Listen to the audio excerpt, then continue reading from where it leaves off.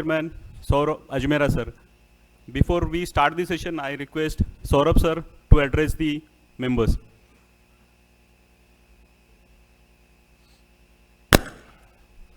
Good morning, one and all.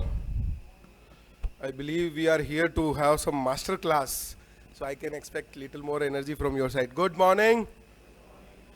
So Vimal Jain sir is joining in 10 minutes. I was supposed to do opening remark during his presence, but to save the time in the benefit of the members, knowledge sharing, I'm starting my communication, and then once he'll join, we'll start our inaugural session.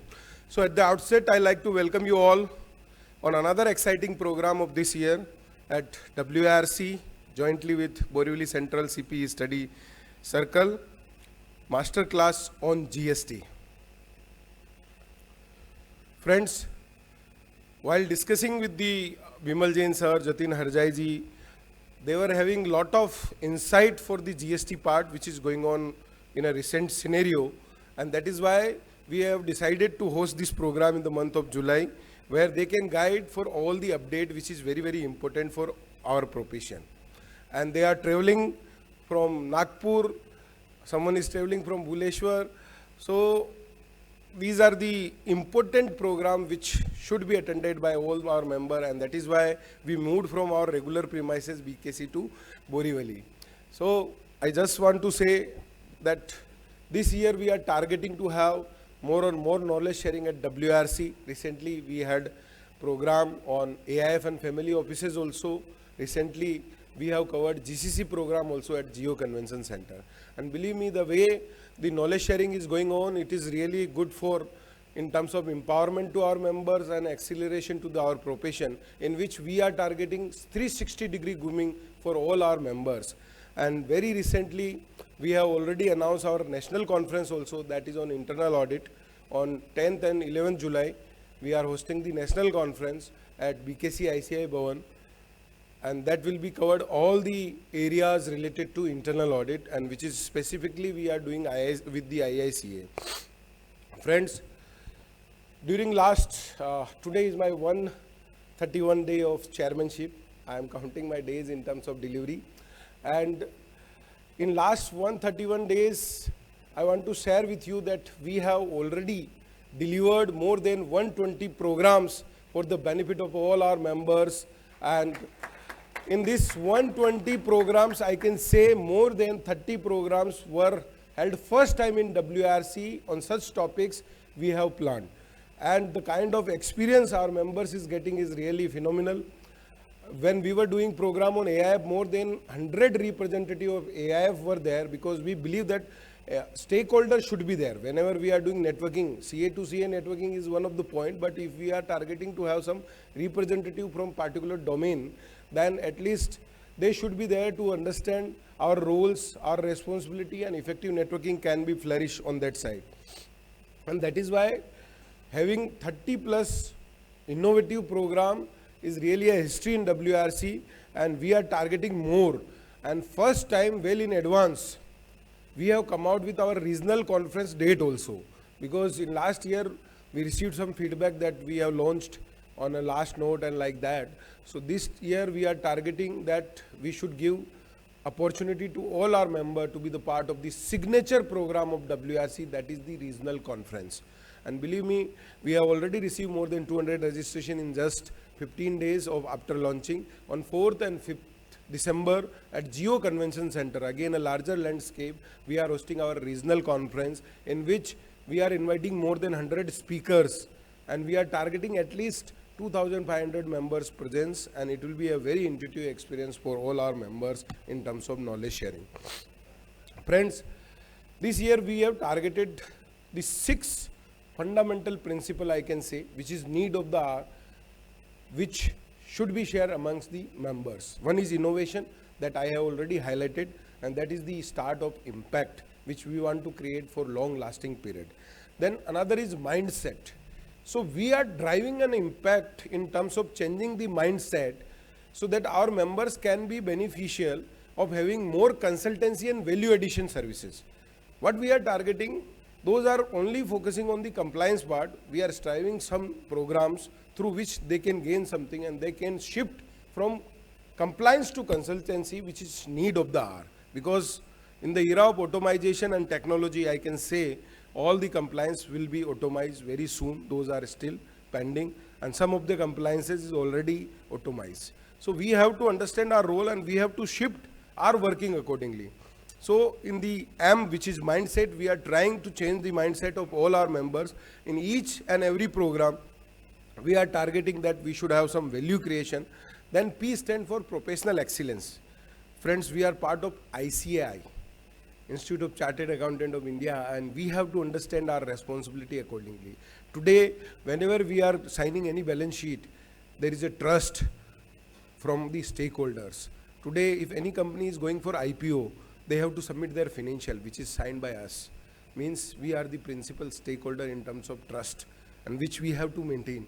And that is why professional excellence in our area is really important, and that is why we are hosting so many training programs. Recently, we had workshop on the valuation and business modeling.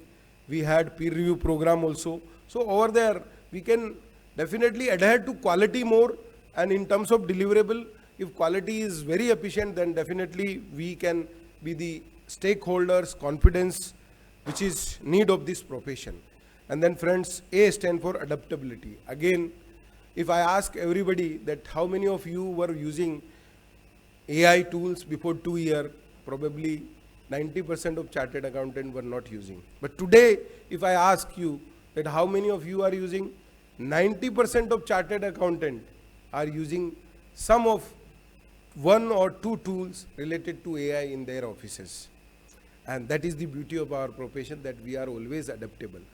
And I am very happy to highlight that our mother body, that is Institute of Chartered Accountant of India, is already trained more than 52,000 chartered accountant in AI space, and it is really a big number. Today, all our overseas chapter is also demanding the same curriculum. Recently, I received call from Vice Chairman of Malaysia chapter that he want to attend the AI course in Mumbai. Some of the other friends are also trying. So this is the beauty of our curriculum, that how we are training, how we are providing updates to all our members in AI space. And believe me friends, 800 batch, the batch number 800, we are hosting from 6th, you can say from tomorrow at BKC only. So having 800 batch, having capacity of 60 people is really a big thing for us, and that is why we are saying that we are providing very efficient update in terms of AI, and that is the adaptability approach which we should have. In terms of collaboration, which is really big need of the hour. Why I am saying? Because today if I am representing the largest regional council, it is just because of some collaboration which I had for my professional life. Because dedicating full time to the council affairs is required lot of things in your journey also. And that is why I always say the collaboration approach is the need of the hour, where we are living in the era which is famous for the networking and connection. And we have come out with two important initiatives in this collaboration approach. One is CA Nexus. CA Nexus is an initiative which is available on WRC website in the tab of initiative, in which we are inviting data from all the smaller firms or proprietorship chartered accountants. Those are looking forward to have a partnership with larger firm. Similarly, we are inviting larger firm database also. Those are looking forward to have some partnership collaboration with smaller practicing firms, partnership firm or proprietor. And I'm very happy to say that in last 130 days of this tenure, we have received more than 100 applications in this CA Nexus, and very soon we will organize a physical program in which we will invite all the applicants. Those are looking forward to have collaboration, so they can have interface between amongst each other, and they can be open up for the partnership, which is again very, very important need of the hour, and it is aligned with the country leadership also. When Honorable Prime Minister Narendra Modi ji said that we should have more big firms from India, then our role came into picture, and that is why we have come out with a very unique initiative, that is CA Nexus. My request to each one of you, those are really looking forward to have some partnership collaboration, they can definitely mention their details, and very soon we will announce our physical program. Then one more collaborative approach which we are trying this year at the best is WRC Corporate Setu. In recent, we have done some program which is very, very important for the members in industry, and we are inviting all the industry, those are looking forward to have effective knowledge sharing, and those want to create their footprint at WRC and ICI. So WRC Corporate Setu is a platform where we are solving a problem. In general, we have an impression that our members in industry and businesses are least connected with us. And believe me friends, if our 75% of population are working in the industry, if they are not connected, then how our profession will be on a purposeful manner. So definitely that is why we have come out with a very unique initiative, and I received recently the application from Kotak Bank that they want to host one program under the banner of WRC for their chartered accountant. Similarly, we are approaching to all the corporates for their chartered accountant, and we are designing customized program in which we are taking care of how decision biases can be managed, AI, then there is a branding, presentation, all such type of program we are keeping. So this is again a very important initiative of WRC. And friends, T stand for transformation. In impact, the last one is transformation. Why we are saying that transformation? Because if you feel that our profession is also going through with the transformation and we have to update ourselves, then it is again very, very important. We are standing today at the $4 trillion US dollar economy size, and our country is aiming for 35 trillion US dollar economy size. And believe me, wherever we are going, we are having positive thought process for the India now. And in this journey of 4 trillion to 35 trillion, if any profession will be benefited, then chartered accountancy will be the highest beneficial profession amongst all other. Because whenever the size of economy is increasing, then our role, our opportunities, and our way of working is also changing very fast. And recently, I want to highlight, when we were having our international study tour at Japan, we were having interaction with the Japanese stakeholder. One thing they said me that we might be a developed country, but now we are looking upon the India.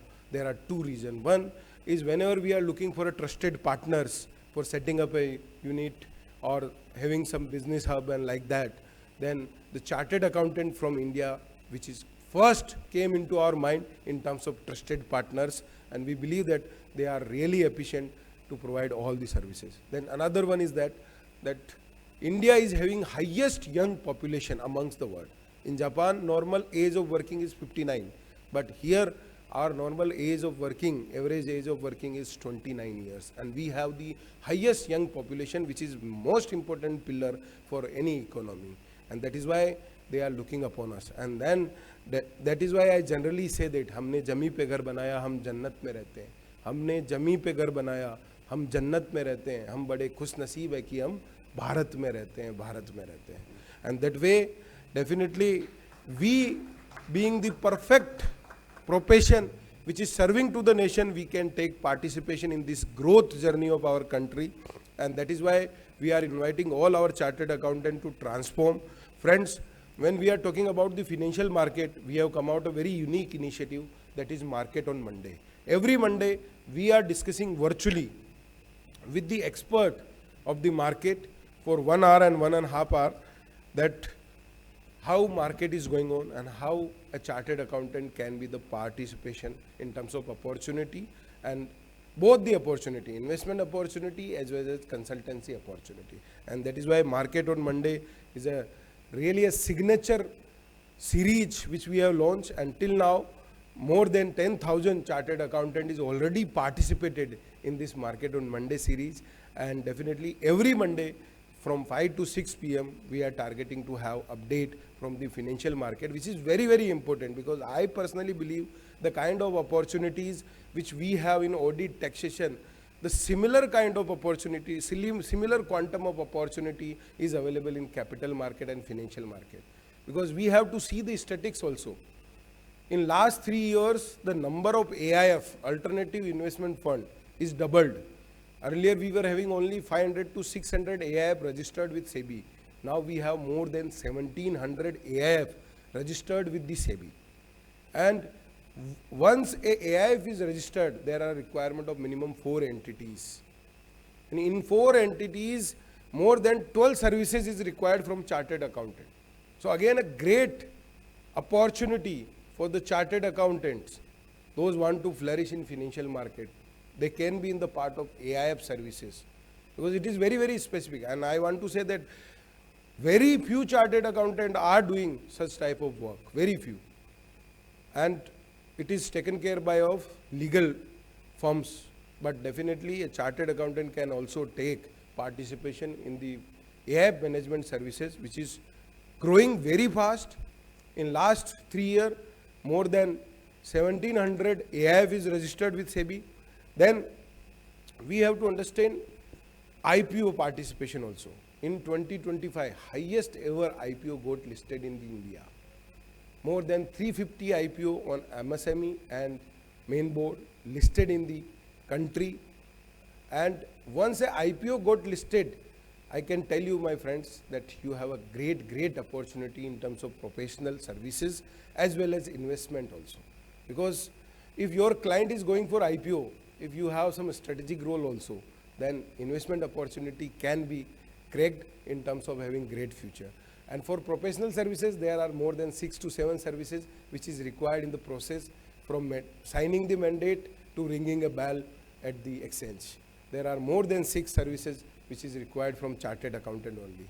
And I can say that is why the market on Monday series is really important. Please have a look on that.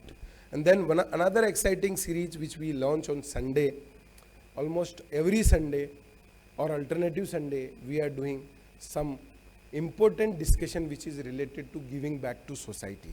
Because we being the chartered accountant, we might have wonderful experience in our life, but this is the planet which gave us lot of things, and in the current scenario where lot of disruption is happening, we have to understand our role in terms of giving back to society.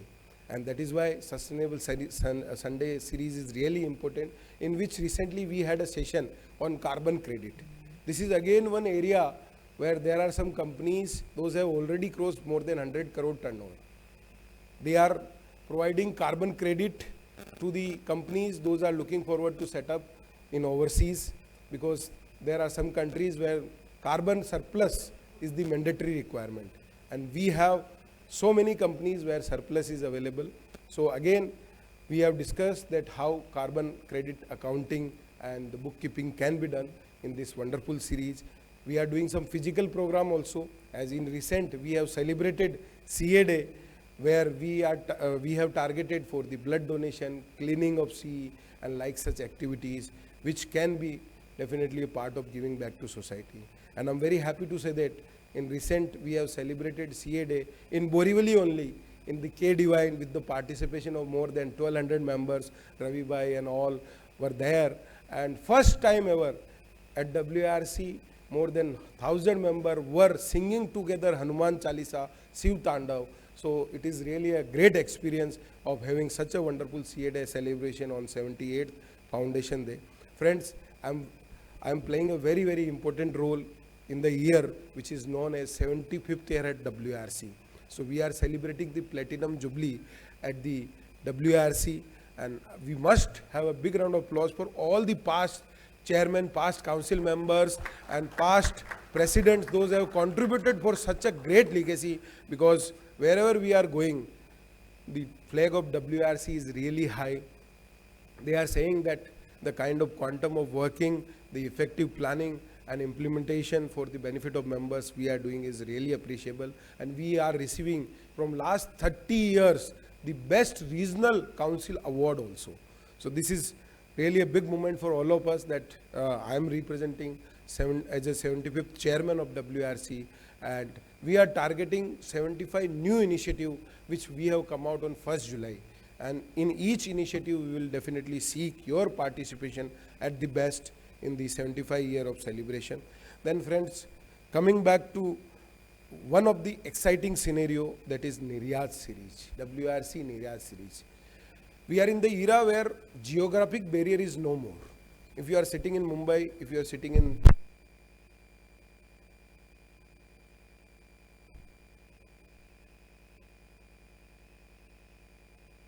is also, now in the current scenario,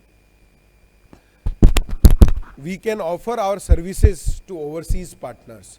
And believe me, the kind of structure our institute is having, we are having more than 48 countries presence in our current scenario. So where also we can do lot of things in terms of offering our services to overseas chapter. I welcome CA Vimal Jain sir. Let's have a big round of applause for him.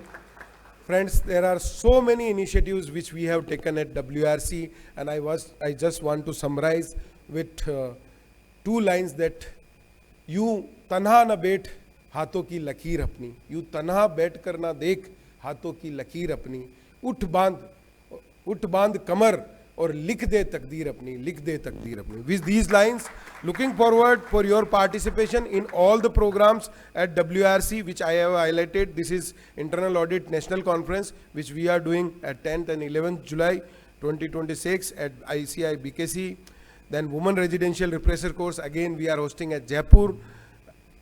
And this is one of the program which I want to highlight at Vimal Jain sir is also here, that is GST Art. This is 3 days certification course which is designed by our institute, and the kind of representation we are getting in this is really important. Representation and tribunal practice level 1. This is really important, friends. Those are practicing in GST and those are looking forward to have a tribunal practices, please join. Then I was highlighting some of the program which is specifically we are designing for the modern CAs, that is beyond numbers, strategic skills for the modern CAs.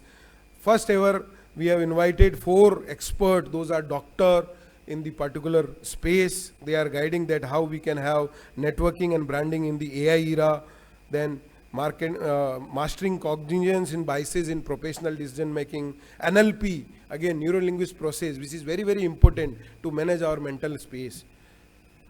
Then this is the signature event where definitely we are looking forward for having more and more presence. This is Divya Drashti, that is 40th regional conference in which we are going to share about Vidya, vision and values for the benefit of our members. Well in advance we are giving this opportunity to get registered.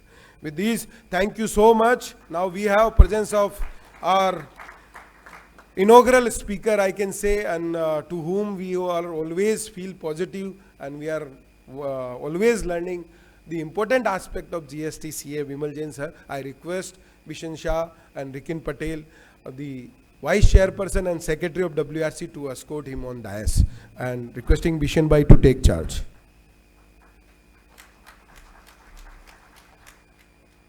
Thank you very much, Chairman sir. And as we all are practicing in GST, we are experiencing network loss. When we just want to file a GST appeal, it's not possible due to the glitches of the GSTN, and that's what today had happened as well with the weather and everything. So thank you very much, sir. Now I request our chairman, sir. I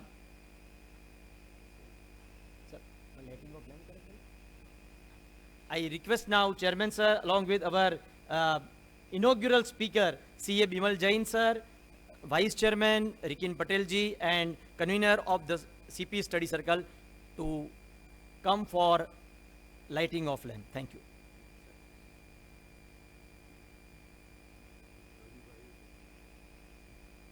And all conveners, dignitaries, please join for the lighting of lamp.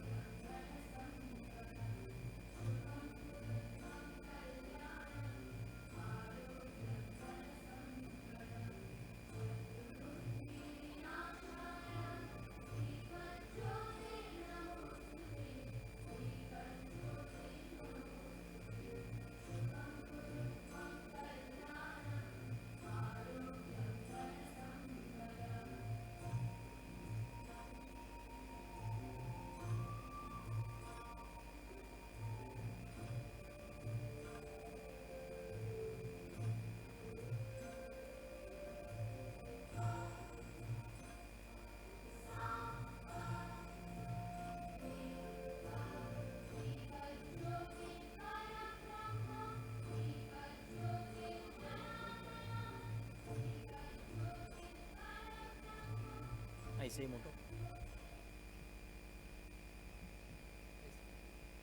moving forward, I request everyone to rise for ICI motto.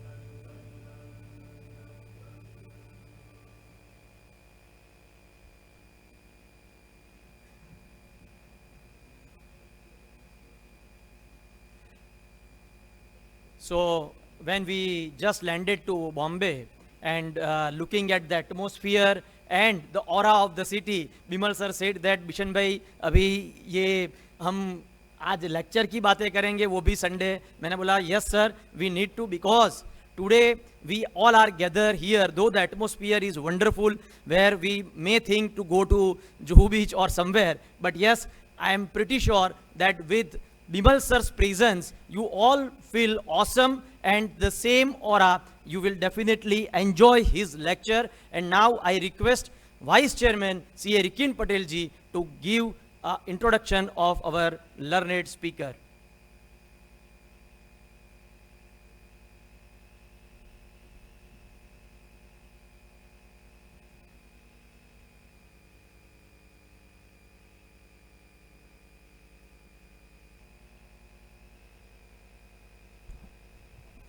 Dignitaries on the days, dignitaries of the days, very good morning to everyone present here. And I have been assigned the task of introducing someone who needs no introduction. But still, I'll briefly introduce our today's faculty, CA Bimal Jain sir, who is a chartered accountant as well as a company secretary and also a legal professional with over 24 years of expertise in indirect taxation, including GST, customs, excise, service tax, VAT, FTP, DGFT matters. He is the founder of A to Z Tax Corp LLP and serves as a president of CACS CMA, Council of Chambers of Trade and Industry, that is CTI, New Delhi. Noted author and an accomplished book, GST Law and Contemporary 10th edition 2025, and a regular faculty at ICAI, ICSI, ICMAI. He is widely recognized as a leading voice in India's indirect tax domain. Also, I think he has taken a lot of pain coming here and guiding all of us. So I think with a huge round of applause, let us welcome. And I would request everyone on the dais to present a token of appreciation to our speaker, Bimal sir.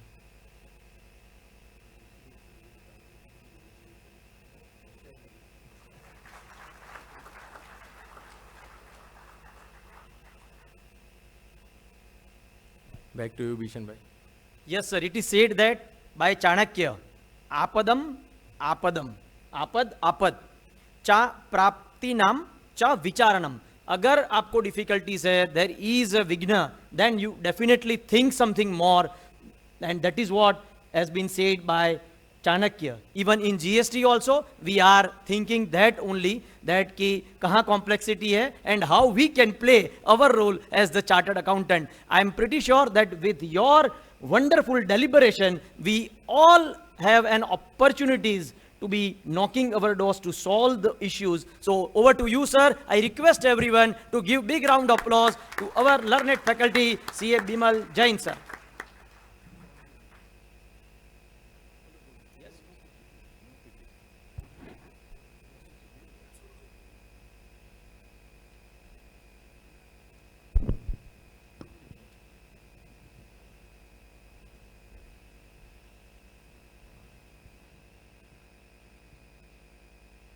At the outset, let me thank Chairman Saurabh Bhai, WIRC, Bisan Bhai, Rinkin Bhai, Sikandar ji ऊपर बैठे हुए थे, and senior members, ladies and gentlemen, good morning. देखिए मैंने तो बहुत low voice पे कहा, और हम लो नहीं रहेंगे. Good morning. बरसात हो रही है, मैं दिल्ली से आया हूँ. Last 4 days I am travelling. Bhubaneswar किया, भुवनेश्वर के बाद सेगांव किया. सौरभ भाई का क्या पता नहीं क्या चक्कर है, सेगांव करना तो मुंबई भी आ जाओ, मुंबई भी एक प्रोग्राम करेंगे. यहाँ बारिश हो रही है, बहुत अच्छा लग रहा है. घर पे होता तो बहुत मजा आता. हम लोग दिल्ली में वेट कर रहे हैं, बारिश आ जाए, बारिश आ जाए. आप लोग 5 दिन से बारिश का मजा ले रहे हैं.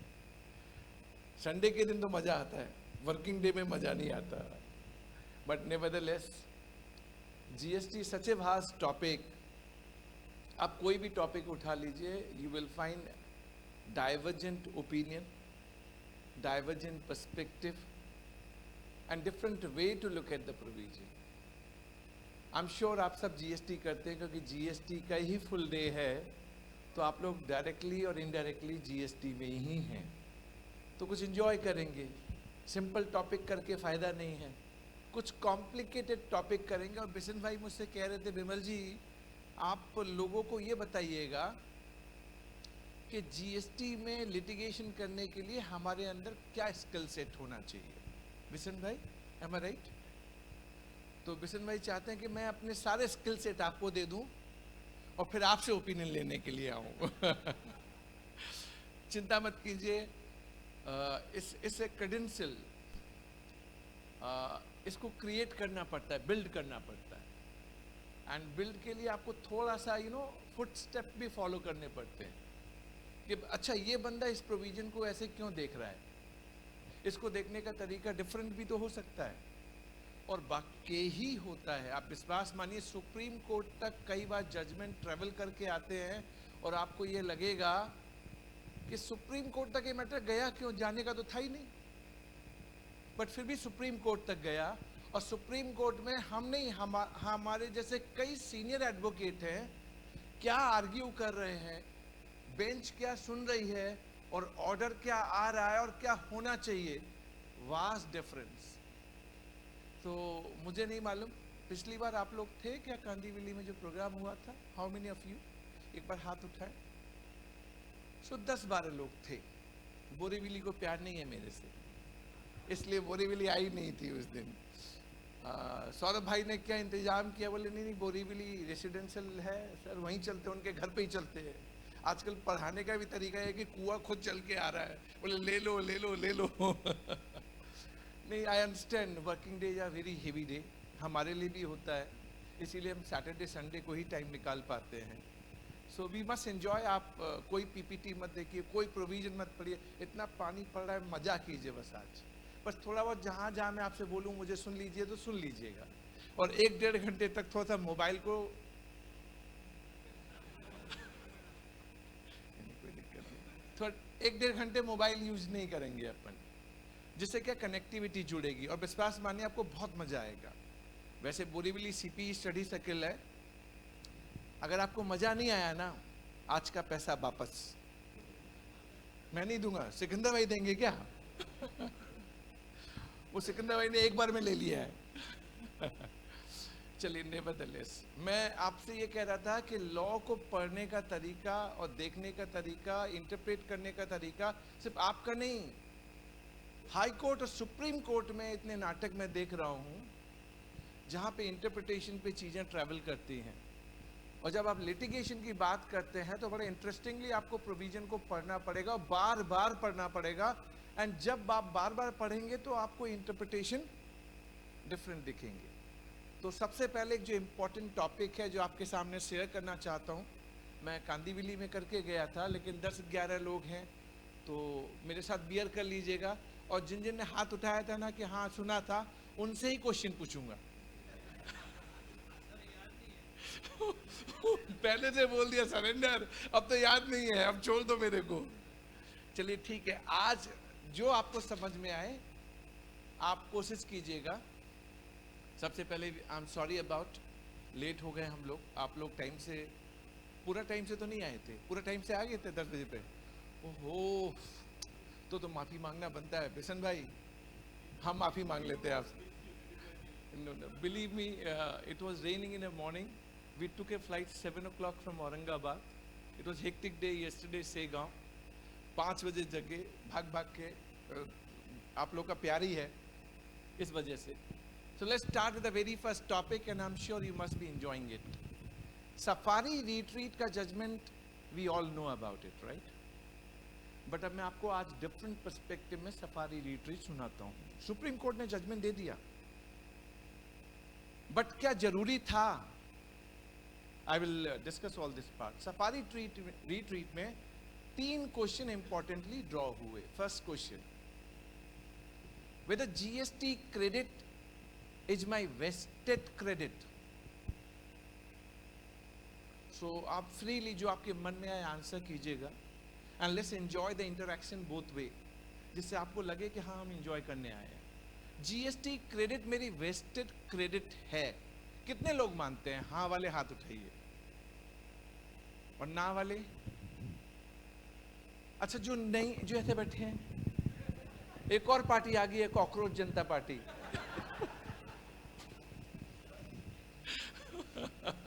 सर हाथ खोलिए, संडे का दिन है, एंजॉय कीजिए। देखिए एक चीज मैं बताऊं, पढ़ने वाली पाठशाला में कभी भी ना ऐसे नहीं बैठना चाहिए, आइदर यस और नो।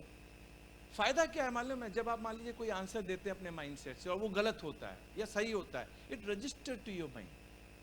लेकिन आप आंसर ही नहीं दे रहे, पार्टिसिपेट ही नहीं कर रहे, तो मजा नहीं आएगा। तो मजा आपको, मैं दिख नहीं रहा, मैं आपके पास भी आ जाया करूंगा, तो मजा नहीं आएगा। तो आपको आंसर देना है। तो इसके बाद नो मोर कॉकरोच जनता पार्टी, आइदर यस और no. GST credit is not my vested right unless you satisfy the condition.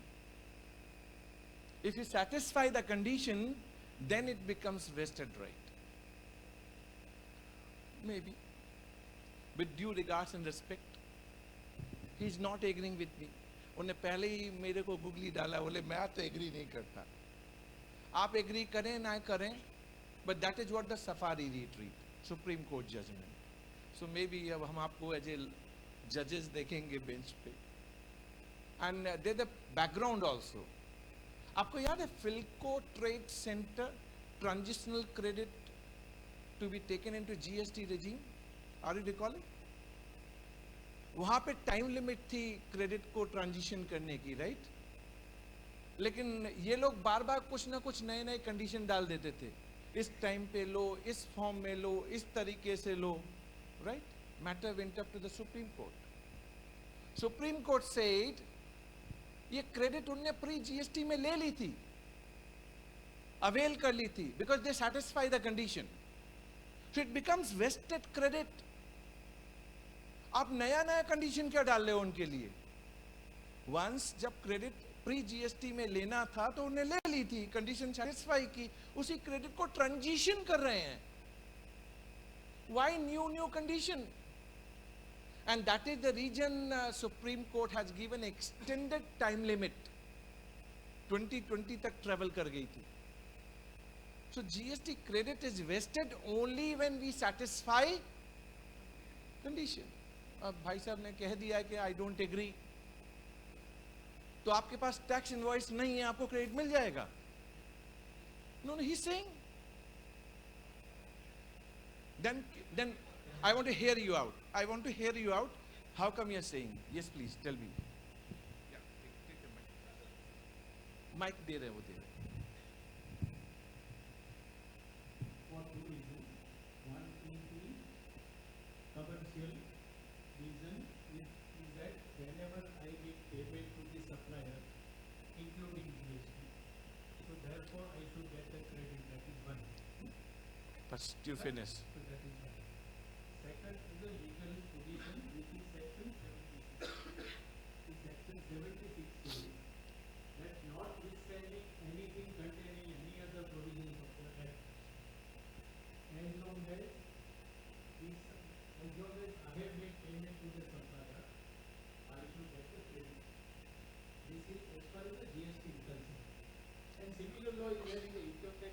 side also, because interface we had a Hindustan Coca decision, because where we used to have argument that once my TDS has been deducted, whether the deductor has deposited or not, whether I should get the credit.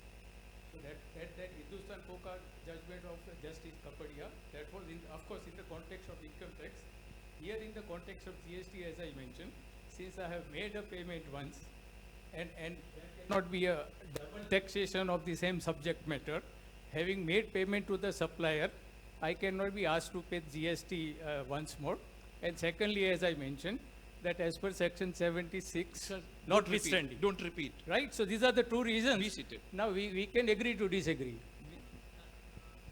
Sometime we can agree to disagree is what we are not with open mind of listening, understanding. He may say to me, I may say to him. Why I said in the context, he just picked up one example of supplier not depositing the tax. Department is disputing such credit in the hands of buyer. Right? 16(2)(c). This is one of the example.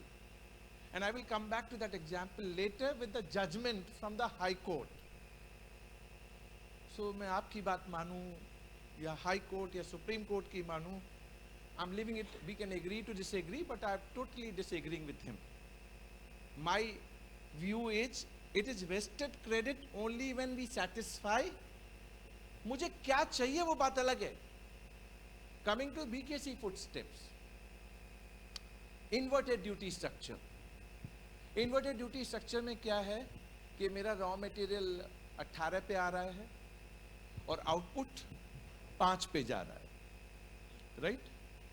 Inverted duty structure में और दो component भी हैं जो हमारे यहाँ accumulation create करते हैं, input service and capital goods. VKC footstep Gujarat high court judgement, वहां पे उनने इन्वर्टेड ड्यूटी स्ट्रक्चर में कहा तुमको इनपुट और इनपुट सर्विस दोनों का रिफंड मिल जाएगा. Are you recalling? Madras high court says no way, only input. Capital goods को देने की बात तो मुझे क्या चाहिए ये इंपॉर्टेंट नहीं है, but nevertheless go to supreme court. दोनों मैटर सुप्रीम कोर्ट पहुंचे. सुप्रीम कोर्ट में आर्ग्यू हुआ. सुप्रीम कोर्ट ने कहा नो वे, 54 सबसेक्शन 3 आपको सिर्फ इनपुट पे रिफंड देने की बात करता है, इनपुट सर्विस पे भी रिफंड नहीं देगा आपको. कैपिटल गुड्स की तो बात ही मत कीजिए. तो पिटिशनर ने बोला माई बाप हम कहां जाएं, मेरा क्रेडिट तो इनपुट सर्विस पे भी अकोमोलेट हो रहा है, मेरा कैपिटल गुड्स पे भी हो रहा है. बोले तुमसे मुझे दर्द है, I'm having pity on you, but I can't help it. I can't help it. मैं लॉ पढ़ूंगा, लॉ में नहीं है तो मैं कुछ नहीं कर सकता. तो पिटिशनर पूछा हम जाएं कहां लॉट से? बोले वो एक है ना जीएसटी काउंसिल, उसके पास जाओ और लॉ को अमेंड कराओ. लॉ में अगर प्रोविजन नहीं है कि जुवेनाइल को आप ट्राई कर सकते हैं, even for heinous crime you can't, नहीं दे सकते आप उसको सजा. कॉन्स्टिट्यूशन ने एक लॉ पास किया है, both the houses of parliament. आपको लॉ को अमेंड कराना पड़ेगा. अब मेरी इच्छा है, मैंने सप्लायर को पेमेंट कर दिया, जिसको मैं सब्सिक्वेंट नेक्स्ट केस स्टडी में करूंगा, but keeping to your mind, और सप्लायर ने जमा नहीं कराया. आपको चाहिए मुझे क्रेडिट मिलनी चाहिए, मिलनी चाहिए बात अलग है, कंडीशन. सो हम करेंगे सेकंड केस, बट मैंने पहला आंसर आपको ये दिया, GST credit is vested credit only when we satisfy condition. Yeah.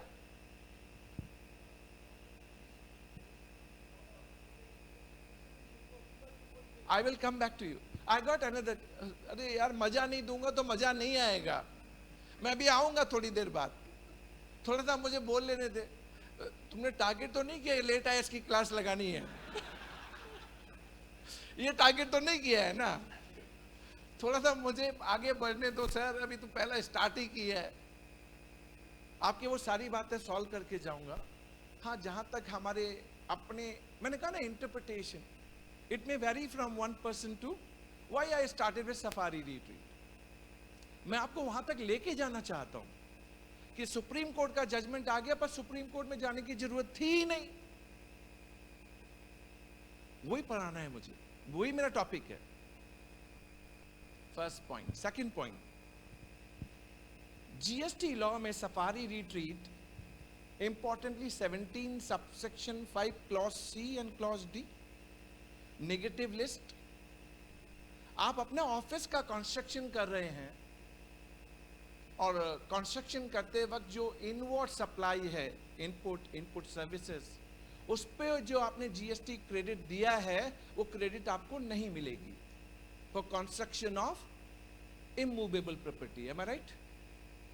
इच्छा तो है मिलनी चाहिए, पर लॉ बोलता है नहीं मिलेगी। So constitutional validity of negative list was tested in Safari Retreat कि ये प्रोविजन सही है क्या।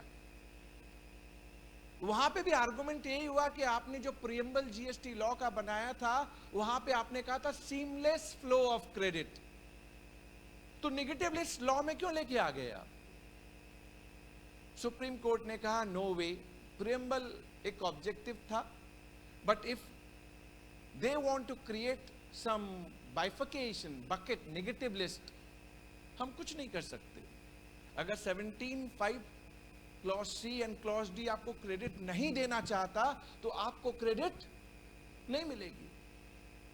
कॉन्स्टिट्यूशनल वैलिडिटी उन्हें कह दिया आपको नहीं मिलेगी। अब आप लड़ते रहिए कि नहीं मुझे मिलना चाहिए, मिलना चाहिए, तो कहां जाना पड़ेगा? जीएसटी काउंसिल, उनसे बोलना पड़ेगा लॉ को अमेंड करो। तो दो बातें हमारे अगेंस्ट में हुई थी। तीसरी बात के लिए हमने बहुत तालियां बजाई थी। 17 सबसेक्शन 5 क्लॉज डी क्या था, मैं आपसे पहले बोल दूं, जिस उसके बाद आपको समझ में आएगा। फिर हम इंटरप्रिटेशन करेंगे जहां पे हम डिफरेंस ऑफ ओपिनियन की बात कर रहे हैं, ठीक है? जब आप मॉल का कंस्ट्रक्शन कर रहे हैं, मॉल का, तो उस पे cement, iron, steel, input services सब लगते हैं। क्वेश्चन ये था क्रेडिट मिलेगी या नहीं मिलेगी। तो सी में क्या लिखा है और डी में क्या लिखा है पढ़ना नहीं है, मैं आपको सुनाता हूं, आप बस माइंड में रजिस्टर कीजिए। क्लॉज सी ये बोलता है कि आपको वर्क्स कॉन्ट्रैक्ट सर्विसेज पे क्रेडिट नहीं मिलेगी for construction of immovable property other than plant and machinery, यानी प्लांट एंड मशीनरी पे मिलेगी लेकिन इमूवेबल प्रॉपर्टी पे आपको क्रेडिट नहीं मिलेगी। और उसमें एक और एक्सेप्शन डाल दिया कि अगर आपकी इनवर्ड वर्क्स कॉन्ट्रैक्ट है और आउटवर्ड भी वर्क्स कॉन्ट्रैक्ट है तो क्रेडिट। यहां तक क्लियर है ना सर? ये प्रोविजन है, इसमें मेरा कोई से नहीं है। क्लॉज डी में उन्होंने क्या कहा? You will not gate credit on goods और सर्विसेज और both for construction of immovable property on own account other than plant or machinery। सी में प्लांट एंड मशीनरी था और डी में प्लांट और मशीनरी। सुप्रीम कोर्ट में अब आर्ग्यू हो रहा है, एक सीनियर एडवोकेट आर्ग्यू कर रहे हैं। लॉर्डशिप देखिए ना, सी और डी सेम नहीं है।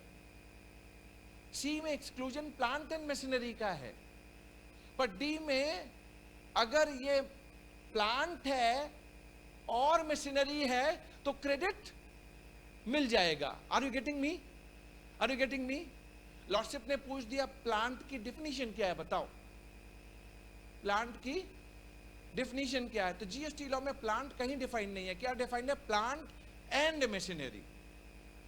तो जो सीनियर लॉयर थे उन्हें कोई इनकम टैक्स का judgment, Taj Mahal hotel limited, lordship को रीड कराया।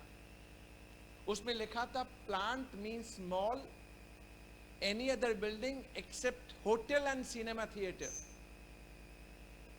प्लांट मींस मॉल और any other building except hotel and cinema theatre.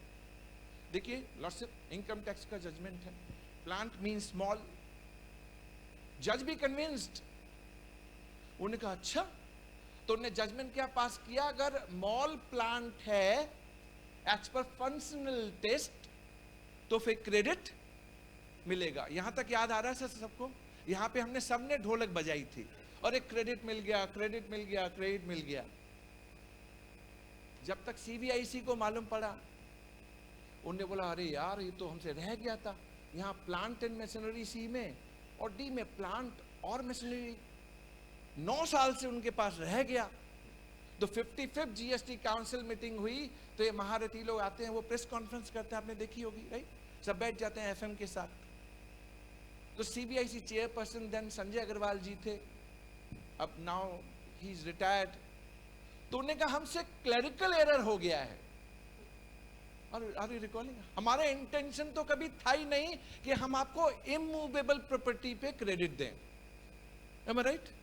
हम तो इसको रिट्रोस्पेक्टिवली अमेंड करेंगे। तो मुझे 2 बातें समझ में आई। मैंने कहा भैया आप भी क्लरिकल एरर करते हो, हम तो करते हैं, हमसे तो हो जाता है, आप भी करते हो क्या? और हमारे केस में सेक्शन 74, और ये महारथी लोग 9 साल से इनको लॉ का प्रोविजन समझ में नहीं आया और सुप्रीम कोर्ट ने उस प्रोविजन को पढ़ के जजमेंट भी दे दिया। प्लान जीएसटी लॉ में डिफाइंड नहीं है, इनकम टैक्स का जजमेंट रिलाई किया और जीएसटी में जजमेंट। और हम सब कह रहे हैं इंटरप्रिटेशन करनी कैसे? We can agree to disagree. फिर इनने रिट्रोस्पेक्टिवली उस प्रोविजन को अमेंड किया फ्रॉम जुलाई 1, 2017। अब डी क्या बोलता है?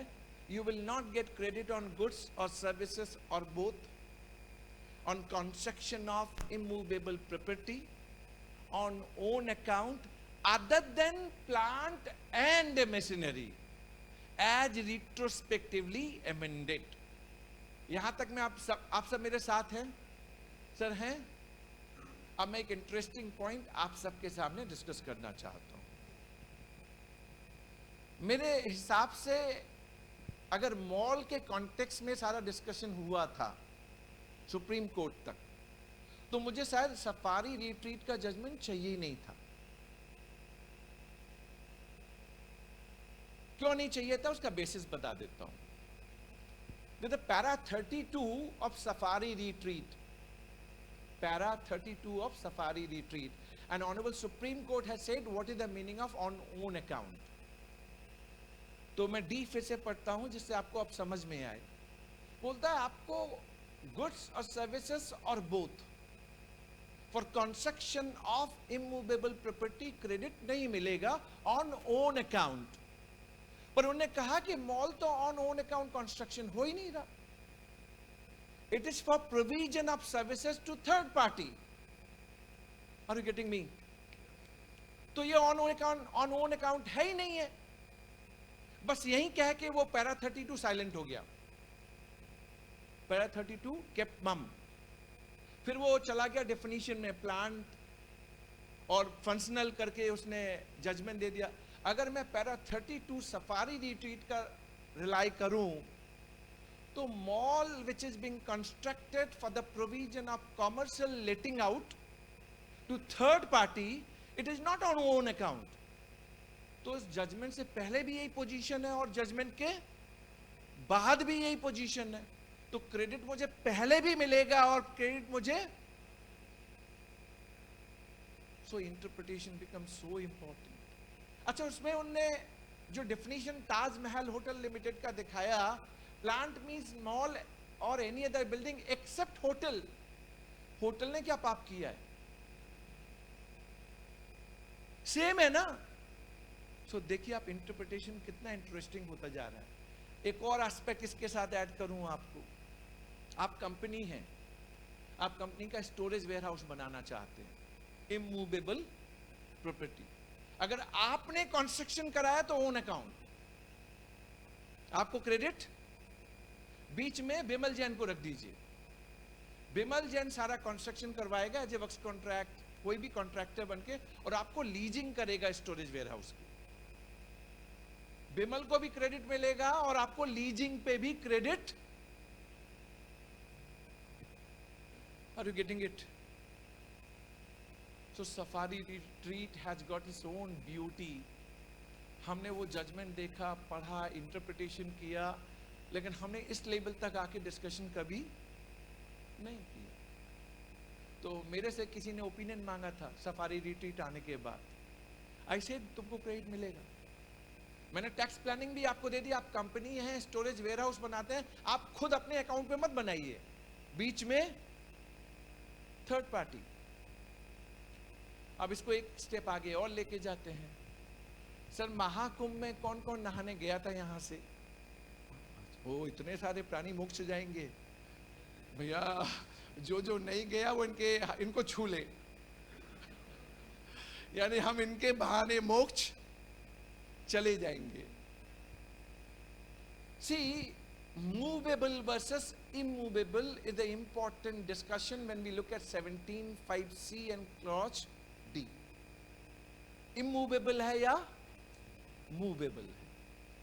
अच्छा, एक बिल्डिंग के ऊपर आपने एक सिविल स्ट्रक्चर बनाया और सिविल स्ट्रक्चर पे आपने टेलीकम्युनिकेशन टावर लगा दिया स्क्रू के साथ।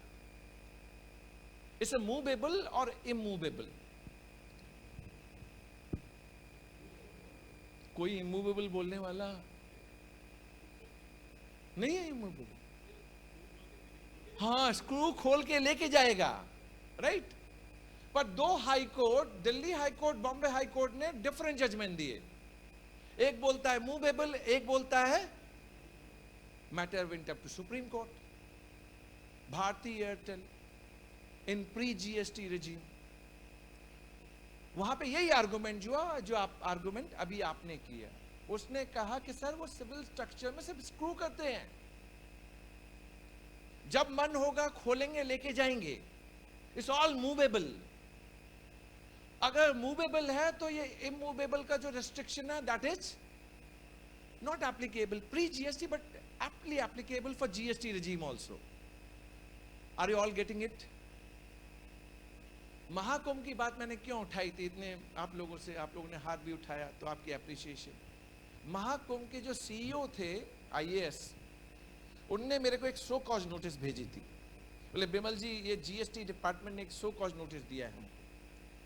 मैंने बोला आपको किस बात का दे दिया है इनने? बोले सर वो हम लोग टेंट बनाते हैं ना, tent pre fabricated steel structure का, उसमें स्क्रू से हम टाइट कर देते हैं और वहाँ चार्जेस होते थे, एसी वाला लेंगे तो ये प्राइस, ये वाला लेंगे तो ये प्राइस, 1000 रुपए तक का एग्जेम्पशन है, उसके ऊपर एग्जेम्पशन नहीं है, GST लगेगा। तो डिपार्टमेंट बोलता तेरा ये सब इमूवेबल प्रॉपर्टी है, क्रेडिट नहीं मिलेगा। तो जब मेरे पास ये मैटर आया तो मैंने पूछा सर आप ही के तो भाई लोग बैठे हैं उधर में, उनको समझाइए थोड़ा बहुत कि यार मूवेबल है, ये इधर लगा रहेगा क्या? पूरा नदी खाली हो गया है उधर में, सब मूवेबल है। Still they have issued a show cause notice and to one government department to another government department. हमारी और उनकी तो बात ही अलग है, पर मैं विद इन गवर्नमेंट। तो मैं पूछा सर ये नोटिस किस लिए भेजा है आपने मेरे को? सर एक ओपिनियन दे दो, भारती एयरटेल के पहले आया था, एक ओपिनियन दे दो मैं हमको। मैं सर आप मेरे पास ही क्यों आए हैं, बंबई में भी बहुत है बड़े बड़े, आप बॉम्बे से ले लेते। नहीं नहीं सर मुझे आप अच्छे लगते हैं, उनकी लाइकिंग में मैं होऊंगा। तो मैंने ठीक है सर मैं ओपिनियन। उन्होंने फोन पे पूछा सर क्रेडिट मिल जाएगा ना? मैंने कहा बिंदास लीजिए और मैं ओपिनियन देता हूं आपको, इट्स ऑल मूवेबल, क्रेडिट मिलेगा मिलेगा आपको। तो कई बार फैक्ट्री कंस्ट्रक्शन में भी अगर आप, आजकल ना इको फ्रेंडली कंस्ट्रक्शन भी चालू हो गया है, हम सिविल स्ट्रक्चर क्रिएट नहीं करना चाहते, हमको जगह भी बहुत दिन के लिए नहीं मिलती। अगर हम प्री फैब्रिकेटेड स्ट्रक्चर बिल्ड करते हैं और subsequently it can be remove, we can argue it is not immovable property, your fact will drive benefit to you. So I give an opinion के क्रेडिट में कोई बात नहीं है, you will get the credit. And at the end I say sir, उन्होंने कहा बिमल जी आप आ जाइए यहाँ भी, आप भी नहा के जाइएगा। ये सब नहा के आए थे, सारा पाप वहीं धो के आए थे, हम तो छुएंगे इनको आज। मुझसे भी उनने कहा था, तो मैंने उनसे कहा बिशन भाई, मैंने उनसे कहा कि सर मुझे मत नहलाइए, हम तो नहा रहे हैं रोज, GST डिपार्टमेंट रोज नहलाता है हमको। एक काम कीजिए उस कमिश्नर साहब को जरूर नहलवाइएगा, जो सो कॉज नोटिस दे रहे हैं आपको. And believe me, after that we got Bharti Airtel, which is clearly saying what is movable and what is immovable. So मैंने सफारी रिट्रीट आपके सामने क्लैरिटी के साथ करने की कोशिश की, जिससे आपको फूड फॉर थॉट मिल जाए. हाँ सर. पर्सनल, हाँ, that is means on own account. अब किसी कॉन्ट्रैक्टर ने बनाया, वो आपके लिए बनाया, it is for third party. That is para 32, आप नोट कर लीजिए. That para you can read later in Safari Retreat Judgment only. मैं कहीं बाहर से, it is not saying on own use. यहाँ क्या हुआ, मॉल आपने कंस्ट्रक्ट करवाया अपने यूज के लिए नहीं, for the usage by third party. That is the context they have drawn. What is the meaning of on own account? Sir law में है, जजमेंट में है, मैंने सिर्फ इंटरप्रेट किया है. Are you all happy about it?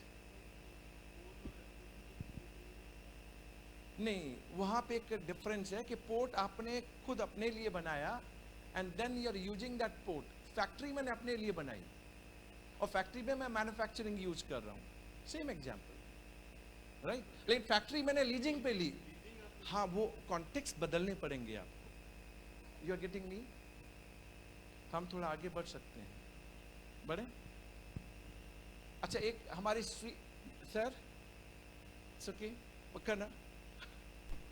Smiling face से मुझे कॉन्फिडेंस आ जाता है, वरना मुझे लगता है पता नहीं यहाँ भी कुछ.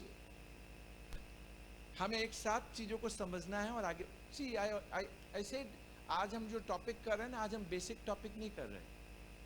आज हम टॉपिक कर रहे हैं जिसमें जूस है. थोड़ा इंटरनली आपको अपने आप को डालना पड़ेगा, but I am trying my best to make it to your level. कई बार होगा यार, कभी इस कॉन्टेक्स्ट पे तो सोचा ही नहीं हमने, जो ये कह रहा है. तो वो सोचने के लिए तो आज मैं आया हूं आपके पास कि आप सोचना स्टार्ट कीजिए, फिर हम है ना कनेक्ट करेंगे. नेक्स्ट टाइम सौरभ भाई बुलाएंगे तो आके कनेक्ट करेंगे हम लोग. मैं नहीं देना चाहूंगा. Coming to the second topic of the day, which is burning topic Pan India. कल भी हमने डिस्कस किया था सेगांव में. आज सर ने वो पॉइंट उठाया था वेस्टेड क्रेडिट पे, तो इंटरेस्टिंग हो जाएगा कि आप उसको भी सुनिए. मैं आपका सप्लायर हूं और आप सब मेरे बायर हैं. I supplied from Delhi to Mumbai, charge IGST, और आप सब जेन्युइन एंड ऑनेस्ट बायर हैं. आपने मुझे पेमेंट कर दिया, पर मैंने गवर्नमेंट को जमा नहीं कराया. क्वेश्चन ये है, आपको क्रेडिट मिलेगा या? हम चाहते तो है हमको क्रेडिट मिलना चाहिए, क्योंकि आपने तो सप्लायर को दे दिया है, सप्लायर ने जमा नहीं कराया. आपका कॉन्टेक्स्ट भी बहुत क्लियर है कि सप्लायर भी रजिस्टर्ड है और सप्लायर ने जमा नहीं कराया, तो आप सप्लायर को पकड़ो. पर लॉ वाइज हमको देखना है 16 सबसेक्शन 2 क्लॉज C बोलता क्या है. हमारे 4 कंडीशन से स्टार्ट हुई थी क्रेडिट लेना. पहला, आपके पास टैक्स इनवॉइस की कॉपी होनी चाहिए. दूसरा, आपने receipt of goods and services किए हों. तीसरा, आपके सप्लायर ने टैक्स का पेमेंट किया हो. आपने सप्लायर को नहीं दिया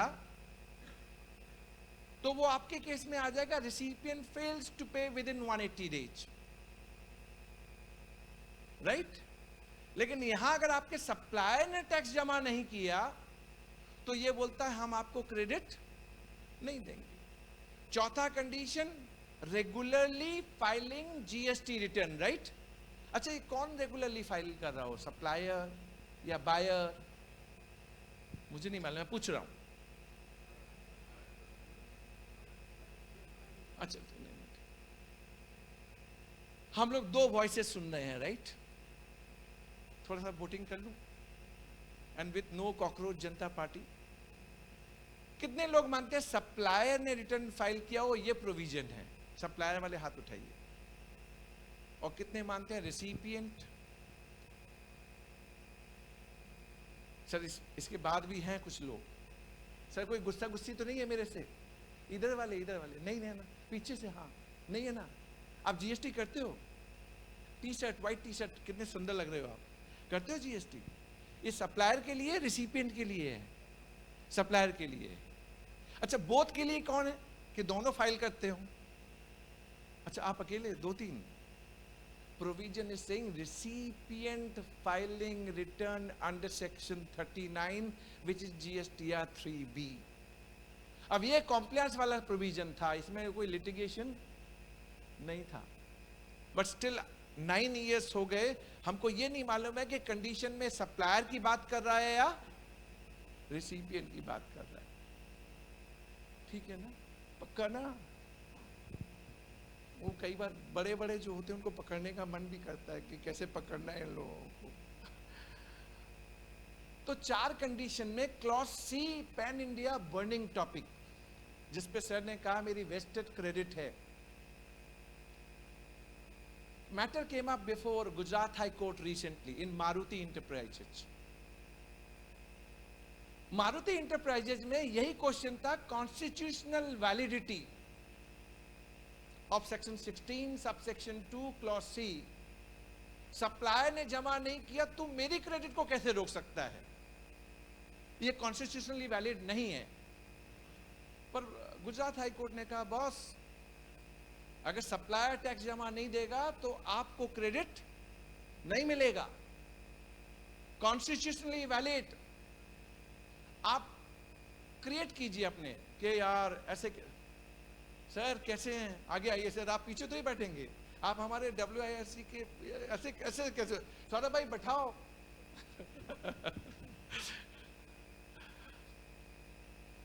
अब ये कॉन्टेक्स्ट कितना इंटरेस्टिंग है, कितना इंपॉर्टेंट है, अब आपको समझना पड़ेगा, और मैं आपको आज फूड फॉर थॉट देके जाऊंगा।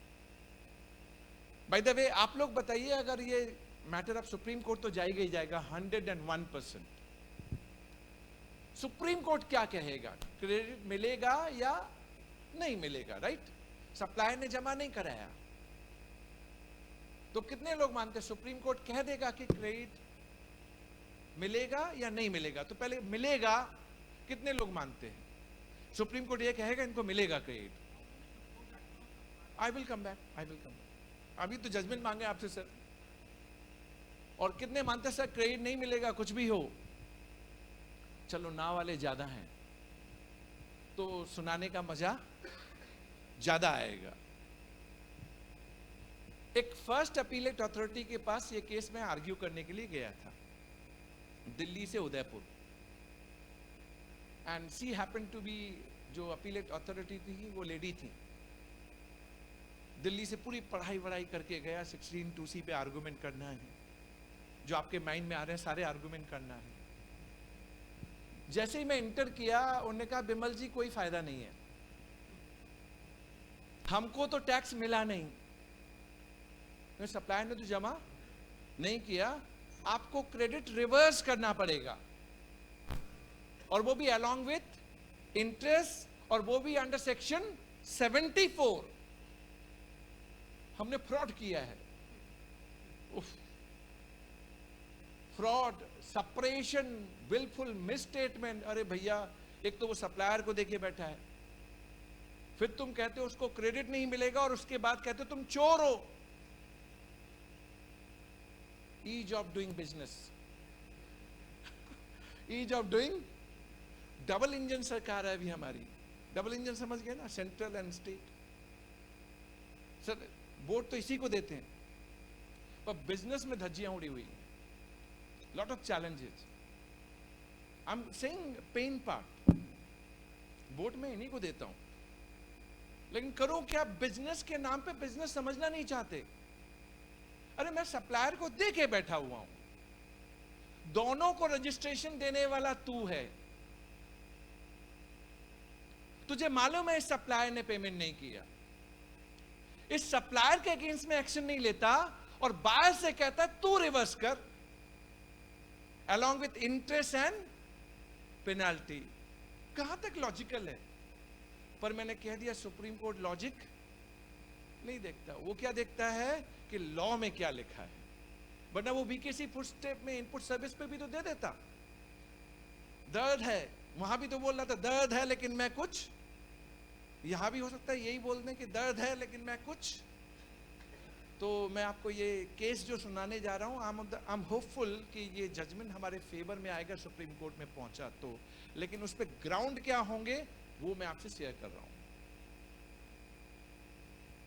जब मैम ने कह दिया विमल जी कुछ नहीं हो सकता, तो आप सोचिए आप पहली बार किसी लड़की को देखने गए हो और वो पहली बार में दे दे थे पसंद को नहीं, थे पसंद को नहीं, तो आपके मन की दशा कैसी होगी? सेम एकदम एग्जैक्ट सर, इतना मन से पढ़ पढ़ा के आया था कि ये पूछेगी तो ये आंसर दूंगा। वो पूछने को ही तैयार नहीं, बोले दिल्ली से आया है पसंद ही को नहीं। तो मैंने मैम से कहा मैम दिल्ली से चल के आया हूँ, कम से कम एक कप चाय पिला दीजिए, और मैम एडवाइस ही दीजिएगा, ऑर्डर चाय पीते पीते 2-4 बातें आपसे करनी है, इतनी इजाज़त मुझे दे दीजिए। तो कई बार लगे ना जब वो रिजेक्ट कर ही रही है, चांस ले लो यार, तू चाय तो पी ले, कम से कम डेटिंग पे आई है कुछ तो कर ले। मुंबई कल्चर है तो होता ही है कुछ एंजॉय करने का, माने चाहे ना माने। तो मैम भी थोड़ी ठीक है दिल्ली से आया है चल दे देते हैं। चाय आई सर, फिर मैंने मैम से कहा मैम मैं 4 पॉइंट रेज करूंगा, आप एडवर्स ऑर्डर ही पास कीजिएगा मेरे अगेंस्ट में, फेवर में नहीं पास करना, पर सुन लीजिए। बोलो बोलो। उनका ये था तू बोल, इससे सुनूंगी और इधर से निकाल दूंगी, क्योंकि मुझे ऑर्डर तेरे फेवर में नहीं करना। मैंने पहला आर्गुमेंट लिया, मैंने कहा और ये आर्गुमेंट सुप्रीम कोर्ट में होने चाहिए। वो जो हम देख रहे हैं ना जजमेंट आज की डेट में जो आ रहे हैं, डाइवर्जेंट जजमेंट आ रहे हैं। त्रिपुरा हाई कोर्ट, साहिल इंटरप्राइजेस हमारे फेवर में है, गुवाहाटी हाई कोर्ट हमारे फेवर में है, बट और भी कई हाई कोर्ट है, पटना हाई कोर्ट, ये अभी Gujarat high court hue and cry हो गया, मारुति इंटरप्राइजेस, ये सब हमारे अगेंस्ट में है। पर हमें समझना है कि सुप्रीम कोर्ट में जाके क्या स्टोरी बदलेगी और ये जजमेंट हमारे फेवर में कैसे आना चाहिए। I am giving food for thought. आप लोग कईयों को वॉच करते हैं, कीप वॉच, लेकिन अपने reply to show cause notice जब बनाए, अपील जब बनाए आप, फर्स्ट अपील, इन सब पॉइंटों को जरूर डालिएगा। अभी जीएसटी 80 अब फुल्ली ऑपरेशनल हो रहा है, उनकी वेबसाइट डाउन थी तो डेट भी बढ़ा दी उनने, 31 जुलाई 2026। नेशनल वर्कशॉप हुई थी दिल्ली में, प्रेसिडेंट साहब संजय कुमार मिश्रा जी लर्नेट थे वहां पे। वहां 2 इंपॉर्टेंट पॉइंट उनके सामने रेज किए गए। भैया मुझे देख ले भाई, बड़े भाई, मोबाइल देखेगा तो कहते काम चलेगा, फिर तू मेरी विश लिस्ट से बाहर हो जाएगा। मेरे साथ वो कनेक्ट डिस्कनेक्ट हो जाता है बॉस। सिर्फ क्वेश्चन थ्रो नहीं करना है, कनेक्ट करना है हमको एक दूसरे के साथ। उनके पास 2 क्वेश्चन बहुत इंपॉर्टेंटली आए थे। सर, फर्स्ट अपीलेट अथॉरिटी ने कई ऑर्डर सिर्फ लिमिटेशन पे उड़ा दिए हैं, तो क्या जीएसटी 80 को कॉन्डोनेशन के पावर हैं? और कई स्टेट बेंच में ये अपील जा रही हैं। There are 31 state benches plus 1 principal bench at 45 location. Different state benches में यही अपील जा रही है कि मेरा OIA बार्ड बाई लिमिटेशन हो गया है, तो क्या जीएसटी 80 को पावर है कंडोन करने की? उनसे पूछा गया सर अगर डिफरेंट स्टेट के पास जाएंगे, डिफरेंट बेंचेज के पास जाएंगे तो डिफरेंट जजमेंट आएंगे। आप लोग ऐसा नहीं कर सकते कि प्रिंसिपल बेंच में कोई स्पेशल बेंच फॉर्म कर दें और वो सारे सब्जेक्ट मैटर क्लब होके टैग होके स्पेशल बेंच सुने, चाहे वो दिल्ली का मैटर हो चाहे वो मुंबई का मैटर हो, और एक बार में डिसाइड हो जाए, जिससे डाइवर्जेंट स्टेट बेंचेस के ऑर्डर नहीं आएंगे। दूसरा क्वेश्चन उनको पोस्ट किया गया 16(2)(c), पैन इंडिया इशू है। अब आपने पैन इंडिया डिसीजन देने के लिए छोड़ दिया तो कोई कुछ कहेगा और कोई with the name of agree to disagree. That will not create the uniformity. हमें सटल प्रेसिडेंट चाहिए, हमें कंफ्यूजन। वो ऑर्डर जो स्पेशल बेंच पास करेगी फिर हम हाई कोर्ट जाएंगे ना। लेकिन एक बार जीएसटी एटी में कंफ्यूजन तो नहीं रखें कि यहां इसने ये पास किया, यहां तो ऑफिसर के पास जाइए कितना चैलेंज होता है, उसको हाई कोर्ट का जजमेंट दिखाइए वो मानने को तैयार नहीं है। बॉम्बे हाई कोर्ट का जजमेंट भी वो मानने को तैयार नहीं है, बोले ना हमको समझ में नहीं आता। हाँ, एक चीज लेके आएंगे तो समझ में आएगा। समझ रहे हैं ना, पक्का ना। अब उसमें नंबर कितने होने चाहिए वो आपका निगोशिएशन है। सर हम इस जीएसटी में जी रहे हैं, इस जीएसटी के अंदर हमारी सर्वाइवल चल रही है। तो ये 2 क्वेश्चन थ्रो किए गए, तो अभी एक स्पेशल बेंच फॉर्म हुई है ऑन लिमिटेशन। जितने भी OIA बार्ड बाय लिमिटेशन है जो आप जीएसटी एटी में अपील फाइल कर रहे हैं फॉर कॉन्डोनेशन, क्योंकि वो बार्ड बाय लिमिटेशन करते हैं, मेरिट पे तो डिस्कशन करते ही नहीं है। फिर they are not discussing anything on merit, सीधे बार्ड बाय लिमिटेशन। वो सारे मैटर उन्होंने कहा है कि स्पेशल बेंच, प्रिंसिपल बेंच के पास एक बनाई गई है, वो सुनेगी। तो सारे मैटर वहां मूव कर रहे हैं। तो अगर आपका कोई मैटर किसी भी जीएसटी एटी पैन इंडिया हो, immediately move to registrar a request कि ये वाला मैटर भी उस मैटर के साथ टैग कर दीजिए। आपका भी झंझट खत्म, क्योंकि वहां आर्ग्यू ब्रॉड लेवल पे होगा और यहां आर्गुमेंट माइन्यूट लेवल पे होगा। 16(2C) पे भी वॉच रखिएगा। अब 16(2C) के आर्गुमेंट मैं मैडम के सामने कर रहा हूं। मैंने मैम से कहा, मैम आप एक चीज बताइए मैम, 17, 18 और 18, 19 में जब जीएसटी आया था, हमने सप्लायर को जमा करा दिया, पे कर दिया। सप्लायर ने टैक्स जमा गवर्नमेंट को नहीं किया, हमको कैसे मालूम पड़ेगा? आपने लॉ में प्रोविजन बनाया था, GSTR 1, 2A, आपको याद आ रहा है? 2 भरेंगे, 1A, फिर 3B भरेंगे। आपने कभी इंट्रोड्यूस ही नहीं किया। इनिशियल ईयर में GSTR 2A आना चाहिए था, आप कभी लेके नहीं आए। आप लेके आए फ्रॉम बिगिनिंग ऑफ जनवरी 2019, उससे इवॉल्व हो रहा है वो। तो पहले सालों में 17, 18, 18, 19 हमको तो मालूम ही नहीं था मैम कि सप्लायर ने टैक्स ले लिया और वो जमा, और फिर भी आप हमें पेनलाइज कर रहे हैं। डॉक्ट्रिन ऑफ इम्पॉसिबिलिटी, किसी ने बोलना स्टार्ट, कौन था? यू कैन नॉट कंपेल मी। तो मैंने कहा रुक जा यार, अभी स्टार्ट कहां हुआ, मैं आपको सब सुनाऊंगा। अब 2A आ गया मैम, सेकंड पॉइंट 2A आ गया, पर मैम गारंटी के साथ आप ये नहीं कह सकते कि जो इनवॉइस बायर के पास है उसका टैक्स का पेमेंट सप्लायर ने कर दिया है। Am I right in saying so? यानी 2A आने के बाद भी मेरा दर्द खत्म नहीं हुआ मैम, और आप कह रहे हैं मैं रिवर्स करूं। तीसरा मैंने पॉइंट दिया मैम को, मैंने कहा मैम एक प्रोविजन है 41 सबसेक्शन 2, आपने देखा है क्या मैम? रूल 37A आपने देखा है क्या? जैसे ही मैंने कहा, मैम ने सीधा कहा, विमल जी चाय की बात थी, प्रोविजन मैं तो आपके फेवर में। सर कितना मजा आता है ना कई बार, और जब मेल फीमेल आमने सामने होते हैं ना तो वो डिफरेंट लेवल पे चला जाता है। और जब वो मन बना के बैठी है, ते पसंद को नहीं ते पसंद, उसने मन बना लिया है, तो फिर बहुत मुश्किल है उसको समझाना। बोले बेमल जी मुझे प्रोविजन नहीं देखना, जो बोलना है बोल दीजिए, चाय हो गई क्या आपकी? तो मैंने बोला मैम ठीक है मैं बोल देता हूँ, मैम मैं बोल देता हूँ। बट रूल 37A किसी को मालूम है? यहाँ पे हाथ उठाइए, किसको मालूम है? 1, 2, 3, 4। फाइनेंशियल ईयर 24-25 का 9(9)C आपने भरा था ना, और 37A अगर नहीं मालूम है, देखिए जीएसटी में ना मैं बताऊं, आप कॉम्प्लायंस में आपको फीस नहीं मिलेगी। कॉम्प्लायंस में इट गेटिंग सब इतना रैट फाइट हो रही है।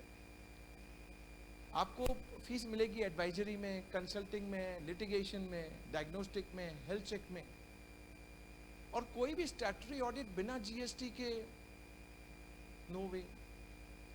मैंने क्यों बोला, आपने रूल 37A देखा क्या? जिसमें 5-6 लोगों ने हाथ उठाया, और 24-25 के लिए स्पेसिफिकली एक इंस्ट्रक्शन आया था रूल 37A पे, और मुझे नहीं मालूम, और मैंने 99C भरा है। होता ही इसीलिए 99C मैं सॉरी टू से सर्टिफिकेशन से बाहर हो गया था। हम नंबर्स फीड कर रहे थे, मैथमेटिकल, हम वो करके नहीं दे रहे थे जो गवर्नमेंट एक्सपेक्ट कर रही थी हमसे। अब ये रूल 37A है क्या और 41 सबसेक्शन 2 है क्या? रूल 37A जो 99C के लिए आया था, उन्होंने कहा था कि बिमल जी, अगर आपका सप्लायर पेमेंट नहीं करेगा तो आपको रिवर्सल मारना पड़ेगा, और जब आपका सप्लायर पेमेंट कर दे तब आप रीअवेल कीजिए।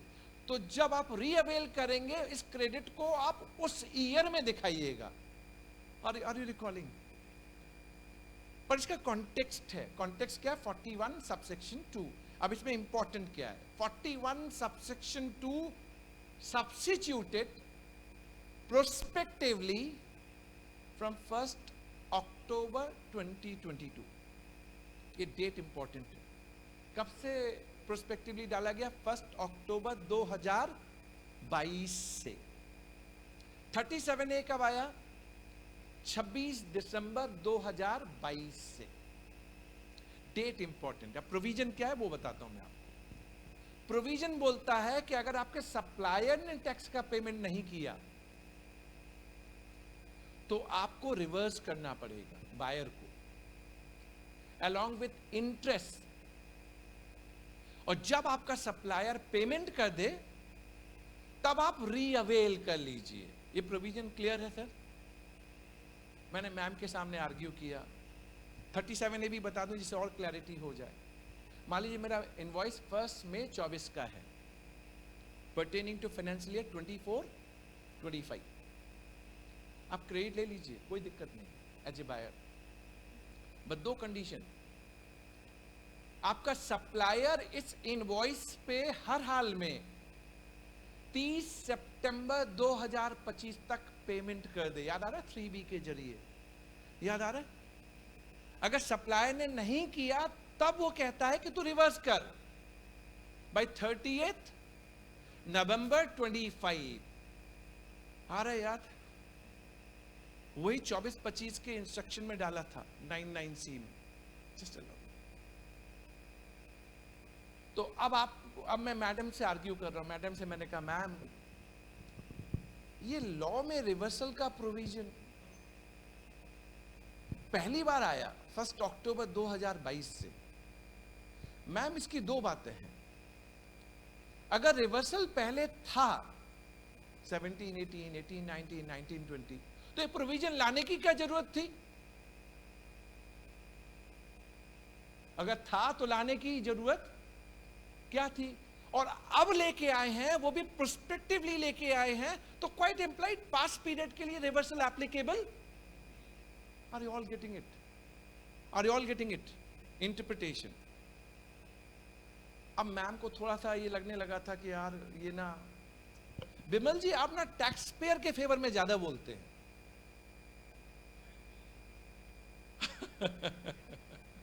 आप टैक्स पेयर के फेवर में ज्यादा बोलते हैं। हमें कौन देखेगा? हमको तो टैक्स मिला ही नहीं। मैंने कहा आपका डिपार्टमेंट काम ही नहीं करता मैम। बोल गया जल्दी, कई बार मुंह से निकल जाता है, जल्दी में निकल गया। जैसे ही मैंने बोला मैम मेरी ओर, बोले बिमल जी चाय हो गई क्या? ठीक पकड़े हो, इसने ऐसी चाय बहुत पी है। तो मैंने कहा मैम गुस्सा मत कीजिए, बट मैं सच कह रहा हूं आपका डिपार्टमेंट काम नहीं करना चाहता। तो मैम ने पूछा कैसे आप बोल रहे हैं इस बात को, इतना बड़ा ब्लेम लगा रहे हैं आप? मैंने कहा मैम पास पीरियड के लिए अगर आपको ये टैक्स लेना है तो आपके पास प्रोविजन है। उन्हें पूछा कौन सा प्रोविजन है? सेक्शन 76। वो कहता है कि अगर आपने कोई भी amount as a tax collect किया है तो गवर्नमेंट को पावर है, वो आपसे रिकवरी कर सकती है। और वहां 73, 74 का टाइम पीरियड एप्लीकेबल नहीं है। तो आपको ध्यान रखना पड़ेगा, मैम आप उस डिफॉल्टिंग सप्लायर से रिकवरी कर सकते हैं, लेकिन 1 अक्टूबर 2022 के बाद आपको लॉ पावर देता है 41 सबसेक्शन 2 कि आप रिसिपिएंट से रिवर्सल मांग सकते हैं, but it is only prospective, not retrospective.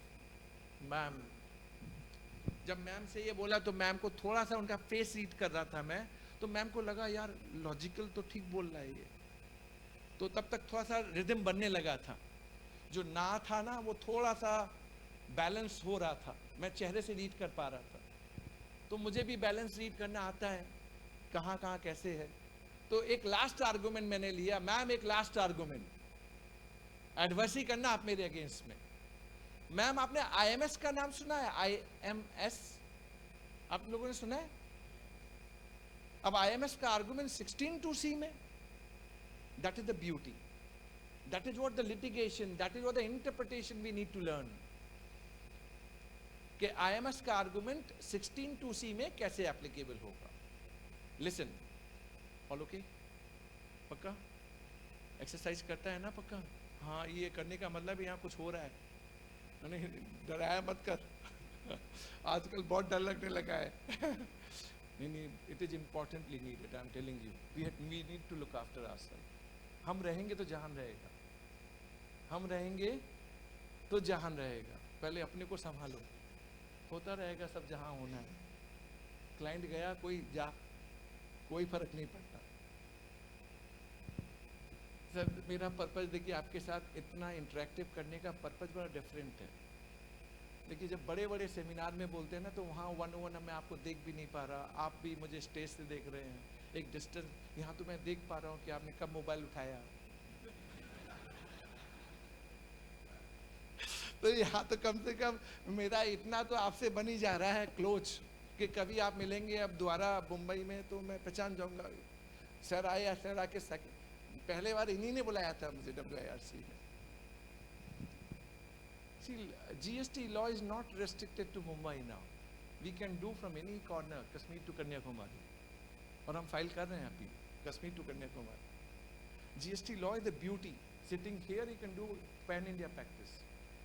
Listen the IMS context in 16(2)(c). मैंने कहा मैम IMS पहले ऑप्शनली इंट्रोड्यूस हुआ अक्टूबर 24 से, अक्टूबर 24 से, लेकिन कंपलसरी किया अक्टूबर 25 से। IMS क्या है मैम मालूम है? IMS का मतलब है सप्लायर अपनी इनवॉइस जब GSTR 1 में फर्निश करेगा bye 11th of next month, तो वो सारी इनवॉइसेस मेरे बायर को IMS डैशबोर्ड पे दिखेंगी। बायर के लिए 4 एक्शन होंगे, accept, reject, pending, no action, which is deemed accepted. अगर मेरी इनवॉइस है मैम, तो क्वाइट ऑब्वियस है मैं एक्सेप्ट करूंगा। जैसे ही मैं एक्सेप्ट करूंगा वो मेरे 2B में जाएगा और 2B से 3B में जाएगा, और कॉरेस्पॉन्डिंगली जैसे ही मैंने एक्सेप्ट किया, सप्लायर के 1 से 3B में लायबिलिटी ऑटो पॉपुलेट हो जाएगी। यानी हर हाल में अब सप्लायर को इस इनवॉइस का पेमेंट करना ही पड़ेगा। Are you all getting it? Ma'am आपने अक्टूबर 25 से इंप्लीमेंट किया है, जिसको आज मुझे मालूम पड़ रहा है कि जो इनवॉइस मेरे हाथ में है इसका पेमेंट सप्लायर को कंपलसरी करना है, वरना उसके पास नोटिस आ जाएगा जो आपके पास भी दिखेगा डैशबोर्ड पे कि इस इनवॉइस पे टैक्स का पेमेंट नहीं हुआ। मैम ये विंडो आपको जुलाई 17 से लानी थी, आप कब लेके आ रहे हैं? अक्टूबर 25 से। डॉक्ट्रिन ऑफ इम्पॉसिबिलिटी, लॉ में प्रोविजन था, आप साइलेंट बैठे हुए थे, आप पहली बार लेके आ रहे हो। हाँ, इसके बाद अगर मैं जानूं और जान के गलती करूं तो सजा है। मुझे मालूम ही नहीं, मुझे आपने विंडो ही नहीं दिया, और आप सेक्शन 74 की बात करते हैं कि मैंने फ्रॉड किया, मैंने सेपरेशन किया, मैंने विलफुल मिसस्टेटमेंट किया। मैम मेरी कुर्सी पे आके बैठिए, दर्द कितना होता है आपने तो बोल दिया। कि पसंद नहीं है, मैं तो नहीं करूंगा या नहीं करूंगी। हमारी कुर्सी पे बैठ के देखिए कितना दर्द है हमारे लिए। अब मैं गुजरात हाई कोर्ट का जजमेंट डाइजेस्ट करवा रहा हूं आपको। गुजरात हाई कोर्ट ने 41 सबसेक्शन 2 पे क्या कहा मालूम है? किसने ये गुजरात हाई कोर्ट का जजमेंट पूरा पढ़ा है? एक बंदा कोई भी। मैं सच बताऊं आपको, अगर आपको लिटिगेशन में इन करना है ना, तो आपको समय निकालना पड़ेगा, आपको पढ़ने पड़ेंगे पैरा, वरना para 32 safari retreat on own account बोलता है, ये कहां से डाइजेस्ट होगा? गुजरात हाई कोर्ट ने 41 सबसेक्शन 2 कैसे रीड किया और डिपार्टमेंट ने कैसे कन्विंस किया बेंच को। बेंच को कहा लॉर्डशिप देखिए 41 सबसेक्शन 2 आ गया है, ये बोलता है ना सप्लायर जब दे देगा इसको मिल जाएगी, फिर प्रॉब्लम कहां है? सप्लायर दे देगा तो इनको क्रेडिट मिल जाएगी, फिर प्रॉब्लम कहां है? बेंच भी खुश, जबकि वहां पे 2 और जजमेंट सुप्रीम कोर्ट के डिस्कस हुए थे गुजरात हाई कोर्ट में प्री जीएसटी के। सेंट्रल एक्साइज की क्रेडिट आपको सैंडविच में मिलती है, राइट? वहां भी इशू था कि non payment of taxes by the supplier can be a ground to deny credit for the buyer. वहां भी ये इशू था। सुप्रीम कोर्ट का जजमेंट है के इंडस्ट्रीज लिमिटेड, उसमें सुप्रीम कोर्ट ने कहा you can't deny credit for the fault of supplier. VAT regime का दिल्ली हाई कोर्ट का जजमेंट सुप्रीम कोर्ट ने अपील किया, Shanti Kiran India, you can't deny credit. पर दोनों जजमेंट को गुजरात हाई कोर्ट ने नहीं माना, बोला ना ना इसका कोई मतलब नहीं है। 41 सबसेक्शन 2 आ गया ना, वो बोलता है सप्लायर जब दे देगा तुमको क्रेडिट, लेकिन कहीं भी ये डिस्कशन नहीं हुआ लॉर्डशिप ये प्रोविजन पहली बार 1 अक्टूबर 2022 से लाया गया है। मैं पुराने क्रेडिट की बात कर रहा हूं लॉर्डशिप, जब मेरे पास अदर प्रोविजन एप्लीकेबल है 76, और ये प्रोविजन जब प्रोस्पेक्टिवली एप्लीकेबल है, how you can apply for the past period? It is not explanation, it is substitution of 41 subsection 2। Lordship इसके पहले जो प्रोविजन थे जीएसटीआर 1, 2A, 2, 1A, 3B, ये सारे प्रोविजन 1 अक्टूबर 2022 से ओमिट हुए हैं। यानी इनको 2A लाना था, 2 भरना था, 1A आना था, कुछ भी नहीं आया लॉर्डशिप। तो आप 41 सबसेक्शन 2 को रिलाई मत कीजिए पास्ट पीरियड के लिए। Are you all getting it? I am damn sure this is all going to be discussed before supreme court. अभी होता क्या है ना, with all due regards and respect to all lawyers community, Taj Mahal hotel limited income tax का judgement GST में पढ़ाते हो, mall और होटल में डिफरेंस कर देते हो, जबकि मैटर सेम है। और हम सब यहां बैठ के क्लास लगा रहे होते हैं, with due regards and respect हम एग्री डिसएग्री भी करते रहते हैं। Lot of litigation.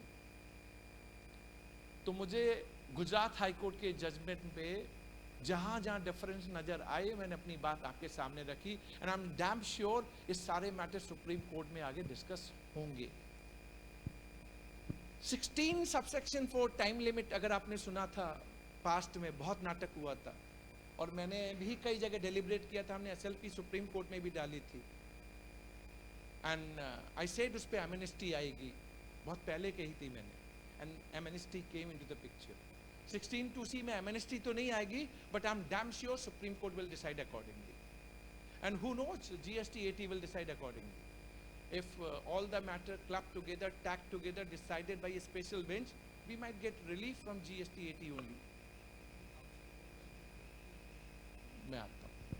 अब सर ने ना एक फिर काउंसिल आके बोल दे कुछ गलती हो गई हमसे। लॉ में गलती का कोई प्रोविजन नहीं है। आपको याद है, जैसे मैंने आपको वीकेसी फुटस्टेप बताया, ऐसे मोहित मेटल मिनरल जजमेंट है ना, आप you can't doubly apply. Custom duty भी ले लो ओशियन फ्रेट पे, और फिर तुम यहाँ पे जीएसटी भी मांग लो। तो कई बार हमारी भी सुनती है, और इस पे उनने एग्री कर लिया कि हाँ डबल टैक्सेशन बन रहा है तो नहीं लेंगे। C GST law is evolving, इनको भी समझ में आता है, पर अपने मुंह से कैसे मान लें? जो रूलिंग पार्टी है जानती है गलती हुई है, पर मान कैसे लें? घुमा घुमा के। सर ये कंपल्सन है, चॉइस नहीं है। मैं अगर किसी जगह का बंदा हूं तो वहां की गलती कभी भी एक्सेप्ट, हाँ ठीक है, वे फॉरवर्ड खोजूंगा कि कैसे करेक्शन किया जा सकता है। So I am of the opinion कि 16(2)(c आप पर अपने फाइट ग्राउंड जरूर रखिएगा। मेरा ऑब्जेक्टिव आज यहां था कि अगर रिप्लाई लेवल पे है या अपील लेवल पे है तो आपके पॉइंटर्स उसमें आने चाहिए। Am I clear? Coming back to related one, एक बार क्लोज कर लेने दे, वरना मेरे बैक टू बैक वैसे ही हम 1 घंटा लेट चल रहे हैं, उसके बाद टाइम मिलेगा करेंगे। हाँ या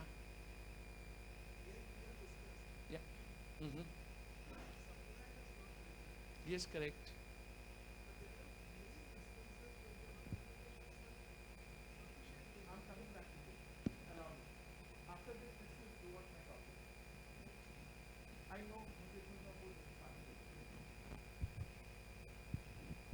Sir,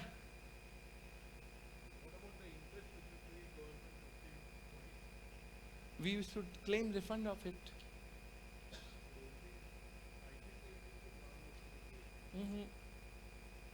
If that ITC made available to you, then to the extent whatever you have paid to the government is a deposit.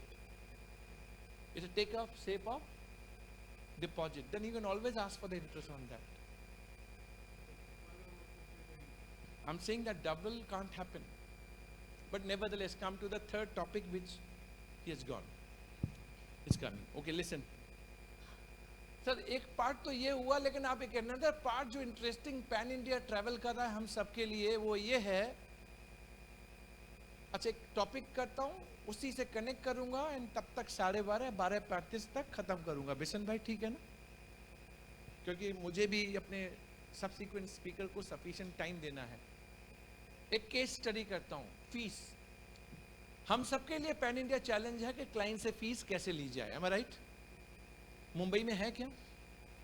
है या नहीं है? अगर तरीका बता दिया तो मुझे क्या मिलेगा? सर ने क्या कहा मालूम है? आज का लंच। Not an issue. नहीं, but realistically real case study and उससे कनेक्ट करूंगा मैं आपको। एक क्लाइंट मेरे पास एक नोटिस लेके आता है, सो कॉज नोटिस। उसमें एलिगेशन ये है क्यों ना तेरा रजिस्ट्रेशन कैंसिल कर दिया जाए, because you took registration by means of fraud. This is the so cause notice dated 16 मई 2023। 16 मई 2023 का नोटिस है।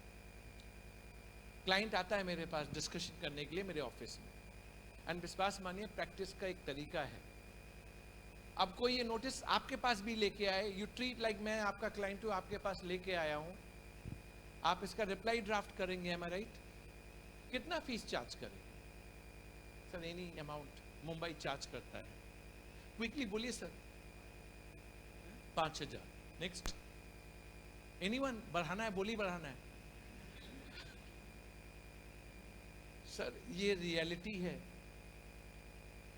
इस रियलिटी का और आयरनी क्या है मालूम है? हम कुछ नहीं करते, अपने नीचे वाले बच्चे को देते हैं।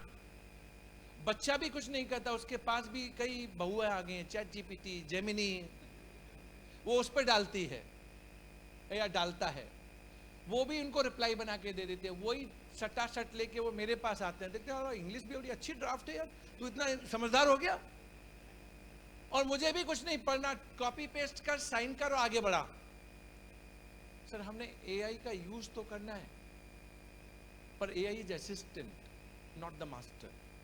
लिटिगेशन में AI can not be a master, your human intelligence will prevail. पर हम कर क्या रहे हैं? सर ड्राफ्टिंग करते हैं ना, वर्ड बनाने के लिए माइंड लगाना पड़ता है, वोकेबुलरी क्रिएट होती है विद इन इनसाइट, हम लिखते हैं, याद होता है। एआई हमको याद नहीं करने दे रहा। आजकल बर्थडे के जो हमको गिफ्ट सेंटेंस मैसेज भेजने हैं, वो भी हम चैट जीपीटी से बनवा के आगे बढ़ाते हैं। हम अपने वर्ड में क्या लिखेंगे, हैप्पी बर्थडे, उसके बाद क्या लिखना है, तुझे ये मिले वो मिले, कुछ वो एआई से पूछेंगे, वो एआई बताएगा ये सुंदर है कि नहीं है, मुझे सुंदर लगा नहीं लगा। Sir that is what the irony of litigation today. Sir नहीं होने चाहिए, ओनली असिस्टेंट नॉट मास्टर। ठीक है, क्लाइंट जब मेरे ऑफिस में आता है ना सर, आप तो 5,000 बोल रहे हैं, मैं फ्री में डिस्कशन ऑफिस में नहीं करता, देयर इज चार्जेज, फीस। यहाँ आके मैं आपके साथ सारी चीजें करता हूँ। जतिन भाई वेलकम, मैंने बोल दिया 15 मिनट लूंगा, आ जाओ आ जाओ आ जाओ। तो मैं क्या कह रहा था आपसे कि हम लोग डिस्कशन के चार्जेस लेते हैं ऑफिस में, और उसके बाद हम ड्राफ्टिंग करेंगे तो उसके चार्जेस अलग हैं, वो 5,000 में खत्म नहीं होंगे। तो वो बंदा इतनी दूर से चल के आया, उसका ये है कि सर, तो मैंने बोला भाई तू किस लिए आया है, तो रिप्लाई कोई भी बना सकता था। बोले नहीं सर मुझे आप ही से करवाना है। तो मुझे लगा इसमें जरूर कुछ ना कुछ है, तो 2-3 क्वेश्चन मैंने उससे पूछे। पहला क्वेश्चन पूछा तूने कब रजिस्ट्रेशन लिया, उसने कहा February 2018, जबकि उसका नोटिस आया है 16 May 23, 5 साल बाद। एंड वो भी allegation, you took registration by means of fraud. मैंने बोला यार 18 के बाद 23 में फ्रॉड, ठीक है। फिर मैंने पूछा रिटर्न रेगुलर भरते थे तुम? बोला सर सब लेके आया हूं, दिखाऊं क्या? नहीं रहने दे। मैंने अब तो ईमानदारी से बता क्या करता है, चोरी करता है तो कुछ? और बिजनेसमैन विश्वास मानिए, सॉरी टू से है सर, थोड़ा बहुत तो लफड़ा, सीधा साधा आदमी थोड़ी आएगा इलाज कराने के लिए। तो वो बोलता सर करता तो हूँ 20%। क्या करता है 20%? बोले सर कैश में सेल करता हूँ, जीएसटी लगता नहीं है, कच्चा रोकड़ा आ जाता है, और उसकी इनवॉइस फाड़ देता हूँ इनको, आधा 18% में 9% मैं रख लेता हूँ, 9% इनको दे देता हूँ, तो मेरा काम चल रहा है सटासट। तो मैंने आप सटासट क्या करेगा बता? वो सर इसीलिए तो आया हूँ आपके पास। फिर मैं तीसरा क्वेश्चन पूछा तेरी टर्नओवर कितनी है? वो बोलता है सर 250 करोड़। मैंने 250 करोड़ रुपए की टर्नओवर है। तो फिर मैंने बोला फिर ठीक है, फिर क्लाइंट से काम, इसका काम हम कर सकते हैं। तो मैंने उससे पूछा कि तू शॉर्ट सर्विस लेगा या लॉन्ग सर्विस लेगा? शॉर्ट या, उसे समझ में आता है शॉर्ट और लॉन्ग का मतलब। बोले पर जैन साहब लॉन्ग का मतलब ऐसा नहीं। बट सर एक चीज है, मैं आपके साथ काम करने, आपका काम मुझे आपसे ही करवाना है, लेकिन आप मुझे फीस वीस बता दे। बोले मैंने फीस तू छोड़, पहले तू समझ ले तेरे साथ क्या होने वाला है, तू मुझसे करा चाहे मत करा, तू कुछ भी रिप्लाई करना, अब तेरा रजिस्ट्रेशन होगा कैंसिल, वो भी रिट्रोस्पेक्टिव डेट से होगा, और उसका तेरा कुछ नहीं होगा। डिपार्टमेंट तेरे बायर के पास जाएगा और तेरे बायर से जाके ये बोलेगा तुमने जो क्रेडिट लिया है ना वो फेक है, क्योंकि तुम्हारे सप्लाई का रजिस्ट्रेशन रिट्रोस्पेक्टिव डेट से मुंबई में हो रहा है। सब जगह एक हाल है। और फिर सारे लोग तेरे पास आएंगे, बोलेंगे बिमल जी आप भी ऐसे ही, और तेरी समाज में धज्जियां उड़ने वाली हैं। बोले सर आप इतना सब कह रहे हैं, मैं आप ही से काम कराऊंगा, मान लेता हूं मेरा रजिस्ट्रेशन कैंसिल्ड होगा, पर सर 1 महीने में एक्टिव हो जाना चाहिए। कैसे होगा वो आप देखिए, अगर 1 महीना में एक्टिव हो गया तो मैं फीस दूंगा आपको लॉन्ग वाली, वरना अदरवाइज आपको फीस। यानी क्लाइंट भी आज की डेट में हमें सक्सेस बेसिस पे, सक्सेस रेशियो बेसिस पे असाइनमेंट देने की बात करता है, और हम में से कई प्रोफेशनल इसी तरह से असाइनमेंट ले भी रहे हैं। आयरनी दोनों तरफ है, but nevertheless I was confident कि हाँ ये केस मैं कर लूंगा, नोइंग दैट 20% का इसने ड्रामा कर रखा है इसके अंदर। आई सेड 1 महीने में एक्टिव करवा दूंगा। बोले सर फिर जो करना है कीजिए आप, फीस आपकी, पर काम मेरा होना चाहिए। मैंने कहा ठीक। 23 मई 23 को मैंने रिप्लाई किया सर, 1 पेज का reply with 2 paragraph, no AI no chat GPT. पहले पैराग्राफ में लिखा सर इतना बड़ा allegation fraud, let me know the reason और बेसिस कि आप ये इतना बड़ा एलिगेशन क्यों लगा रहे हैं, आप रीजन और बेसिस बताइए so that I can reply. I can defend myself. So cause notice must be speaking one. सिर्फ एलिगेशन लगाने से काम, settle jurisprudence from Supreme Court, कई जजमेंट हैं, इंक्लूडिंग वृंदावन बेवरेजेस लिमिटेड. सिर्फ आप बोल दीजिए कि चोर है, बेसिस एंड, और हम लोग क्या करते हैं, उसने चोरी की बात कही, हम रिप्लाई मारना धमाधम धमाधम. किसका रिप्लाई? अरे तू बेसिस और रीजन बता तब रिप्लाई करूंगा. अरे 20% की बात तू लिखता है, इसमें तो मुझे समझ में आता है ना, तूने कुछ लिखा ही नहीं है सो कॉज नोटिस में. और दूसरा पैराग्राफ से कुछ भी करो, मुझे पीएच दे देना, पर्सनल हियरिंग दे देना. 23rd May 23 my reply got submitted. 29th May 2023 registration cancelled, no PH with retrospective date. Client भागा भागा ऑर्डर लेके आया, बोले जैन साहब आप ठीक कह रहे थे, ये आ गया कैंसिलेशन वाला. पर सर समझ में नहीं आ रहा, आपको सब चीज मालूम थी, कहीं आप दोनों का पीछे से? मैंने बोला हम दोनों का कोई पीछे से नहीं है रे, ये पूरा इंडिया में हो रहा है. नाम रख दिया ना NGP क्या, हाँ तो बहुत सारा नाम, कई जगह पे कई नाम है, मतलब पूरा पैन इंडिया हो रहा है. इसलिए मैंने तुझसे कहा था. बोले आप क्या करेंगे जैन साहब आप? अब क्या करेंगे आप? तो मेरे पास देखिए ऑप्शन था कि मैं रिवोकेशन एप्लीकेशन फाइल कर सकता था, but I can't do 30 days, एक महीने के अंदर करना है. रिवोकेशन कहाँ होने वाला, ये महारथी लोग. अपील में जाऊंगा तो 3+1 month में तो अपील जाती है, फिर उसके बाद तब तक तो इसका बिजनेस बंद. 250 करोड़ इसकी टर्नओवर थी, तो ये तो उसने टाइम कंडीशन डाल दी 1 month की मेरे सर के ऊपर. I moved A writ petition in Delhi high court. Delhi high court में गया, day 1 lordship asked me what is this case all about. I said, Lordship, they have issued a so-called notice and alleging I took registration by means of fraud.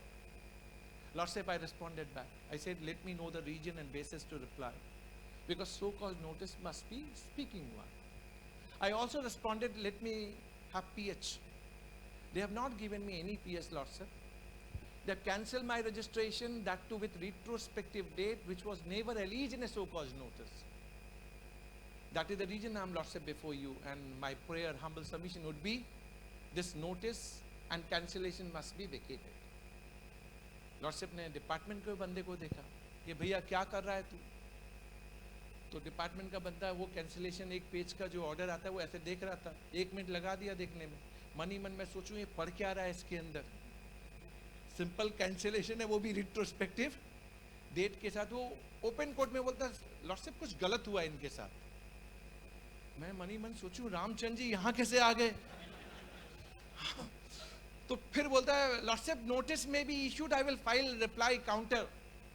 मैं समझ गया था इसका reply counter मतलब ये 6 महीना तक मुझे भुगाता रहेगा, और मैं गया, कुछ नहीं होने वाला. मैंने लॉर्डशिप से कहा lordship just 2 minutes. Lordship I responded back. I said let me know the reason and basis. He didn't provide. So cause notice non speaking one. I requested for PS, lordship. He is invoking 29 subsection 2 clause E, but a proviso down below he is not reading, which is talking about PH must be given before cancellation. Lordship, any adverse order in GST can't go without PH. Nothing is being done. Now he needs time and time to reply. Lordship, it's too far to fetch. We are all small taxpayer, Lordship. Where we will go? We want to do business. Small taxpayer. Lordship को थोड़ी मालूम है 250 करोड़ है. Litigation की सवाट है sir. जब पूछे तब उनको बताइए ना सर, हम कहाँ जाएं, हम तो छोटे छोटे प्राणी हैं. आप हमें देखिए, आप ही के पास हम आ सकते हैं. लॉर्डशिप कन्विंस है, हाँ बच्चा अच्छा बोल रहा है, बच्चे को दर्द है. डिपार्टमेंट को तुम लोग बहुत परेशान करते हो. You people are travelling. कहाँ जाएंगे ये लोग? ईज ऑफ बिजनेस तुमने टॉसअप कर रखा है, इसे नहीं चलेगा. This cancellation order and notice all vacated, or you people are traveling these guys to come to the court, pay 5,000 rupees to Mr. Jain as a legal cost. So 5,000 रुपए मुझे legal cost, cancellation vacated, number active within 1 month. तो इसमें एक silver lining आपसे जो मुझे discuss करनी है वो इंपॉर्टेंट ही है, जो लिटिगेशन का पार्ट है। ऑल्टरनेट रेमेडी थी मेरे पास, रिवोकेशन एप्लीकेशन, अपील नहीं गया। मुझे डर भी तो था कि ऑल्टरनेट रेमेडी पे मेरी रिट डिसमिस हो जाए। But there is 4 important situation आपको माइंड में रखनी है, even though alternate remedy is not a bar. Violation of principle of natural justice था ना, था या नहीं था? था ना। Second, violation of fundamental right था क्या? कौन सा? Article 19(1)(g), right to do business. When you are challenging vires of law, मैंने कोई चैलेंज नहीं किया। And last one, excessive jurisdiction, when order is being pass beyond jurisdiction. तो यानी आपको ये 4 सिचुएशन याद रखनी है। अगर ये है then alternate remedy is not a bar. तो ये वाली बात मैंने आपको समझा दी। अब इससे कनेक्टेड एक पॉइंट इनका था, वो जो लास्ट पॉइंट, एंड खत्म। सर जीएसटी में ना एक कैंसिलेशन, और डिपार्टमेंट कहां कहां एलिगेशन लगाता है कि आपको क्रेडिट नहीं मिलेगा, आपकी क्रेडिट फेक है। आपसे कहेगा आपके इमीडिएट पीछे जो L1 L2 है ना, उनने फेक रजिस्ट्रेशन ले रखा है, उनने सिर्फ 1 भरा है, 3 भी नहीं भरा, और उसी क्रेडिट को यूज किया गया है for payment of taxes, right. दूसरा एलिगेशन ये लगाएगा कि अरे आपका तो ई बेबल है ही नहीं है, मूवमेंट कैसे प्रूव होगा, कैसे हम मान लें। तीसरा एलिगेशन लगाएगा ये सप्लाई तो एग्जिस्टेंट ही नहीं है यहाँ पे, 18-19 की ट्रांजैक्शन है, 23-24 में जाके बोलेंगे ये वहां पे है ही नहीं है। अविनाश भाई गुड मॉर्निंग, ये अवेलेबल ही नहीं है। सर डॉक्ट्रिन ऑफ इम्पॉसिबिलिटी का एक इंपॉर्टेंट एस्पेक्ट है। क्या इंपॉर्टेंट एस्पेक्ट है मालूम है? इंपॉर्टेंट एस्पेक्ट ये है कि सर मैं पोर्टल पे सिर्फ इमीडिएट सप्लायर की कॉम्प्लायंस देख पाता हूं। एक जजमेंट अभी मद्रास हाई कोर्ट से आया, उसने ईबे बिल नहीं बनाया था, वेगमेंट स्लिप नहीं थी उसके पास। लॉर्डशिप ने कहा यार ईबे बिल 18-19 में जब शुरू में आया तब बहुत से लोगों को मालूम ही नहीं था। कई बार ईबे बिल में आपसे मिस्टेक, अरिथमेटिकल मिस्टेक हो जाती है। Does it mean that movement नहीं हुई है? आप सुप्रीम कोर्ट का जजमेंट, वो ई-कॉम ग्लोबल कॉफी वाला जो कोर्ट करते रहते हो, वो और भी तो डॉक्यूमेंट दे रहा है ना तुमको। अरे उसके पास सेल रजिस्टर है, परचेज रजिस्टर, अगर परचेज नहीं हुआ तो सेल हुआ कैसे? सामने वाले को तो माल मिला है ना, जिसको मैंने बेचा। जब ये डिस्प्यूटेड नहीं है तो ये डिस्प्यूटेड कैसे हो गया? डॉक्यूमेंटेशन है, सारे प्रूव होते हैं, और तुम ब्लेम किए जा रहे हो। सर ये एक ही ऑफिसर एक ही केस में एक बंदे को फेवरेबल ऑर्डर देके बैठा हुआ है और दूसरे को बोलता है तेरे को नहीं दूंगा। कल ही मैं एक साथी के साथ आ रहा था, वो भाई हमारी चार्टर्ड अकाउंटेंट ब्रदर थे, मुझसे बोलते हैं जैन साहब मैंने उसको ऑर्डर दिखाया, देखिए आपने इसी केस में किया है। बोले तो किया तो क्या मतलब है, मैं तुम्हारे लिए करूंगा।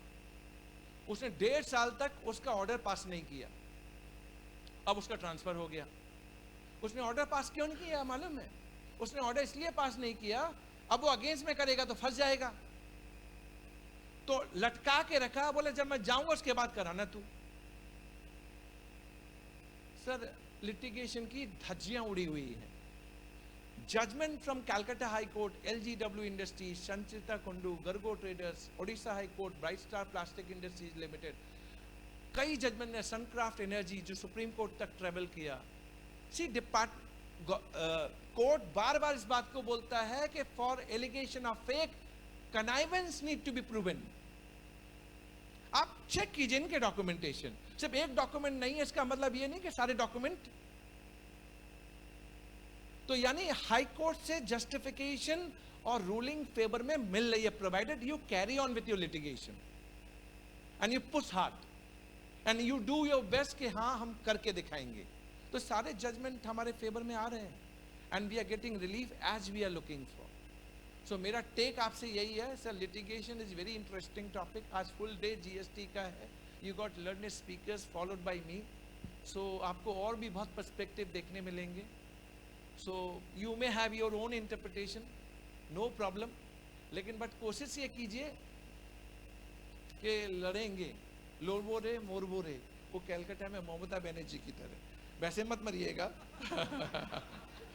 मरना मतलब करके दिखाना, इसकी आंखों में उंगली डाल के इससे निकलवाना है ऑर्डर। वो चाय पीने वाला वो याद रखिएगा, मैडम तैयार नहीं है, उस मैडम के बारे में बता दूं, उन मैडम ने बाद में कम्युनिकेशन हुआ, अच्छा कम्युनिकेशन हुआ तो उन्हें मेरा मोबाइल नंबर ले लिया, मैंने भी अपना मोबाइल नंबर उनको दे दिया, हम दोनों ने नंबर एक दूसरे से आदान प्रदान कर लिया, अब तो हम दोनों दोस्त हैं। मैं उनके स्टेटस लाइक करता हूँ, वो मेरे स्टेटस लाइक करते हैं।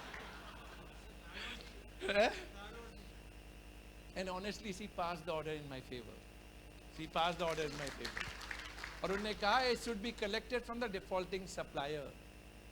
मैंने आपको बताया इसलिए नहीं था, लास्ट तक छोड़ रखा था, जो मानने को तैयार नहीं थी लास्ट में कह दिया एक बार ठीक है दोबारा डेट करते हैं।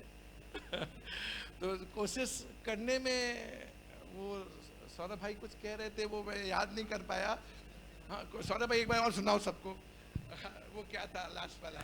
Sir this is different, I was saying you तना बैठ कर ना देख हाथों की लकीर अपनी, उठ बांध कमर और लिख दे तकदीर अपनी, लिख दे तकदीर अपनी। And Bimal bhai is taking this is seriously. He is creating lot of things very exciting for the GST part. So let's have a big round of applause for Bimal bhai also. Sir अब मैं ज़्यादा time नहीं लूँगा। I wanted के सौरभ भाई भी खड़े हों, WIRC dynamic, he is doing lot of program. I must compliment this team, whole complete team leading by Saurabh भाई, बिशन भाई, रिंगिन भाई, सारे लोग यहाँ पे हैं और बोरीवली साथ में अटैच्ड है। सिकंदर भाई का नाम देख लिया था, औरों के नाम नहीं जानता, तो आप लोग जहाँ भी आपको लगे मैं आपको हेल्प कर सकता हूँ, बिल्कुल you can connect with me at any forum wherever you want. With this, I'm thanking each one of you for listening. Thank you very much. Thank you.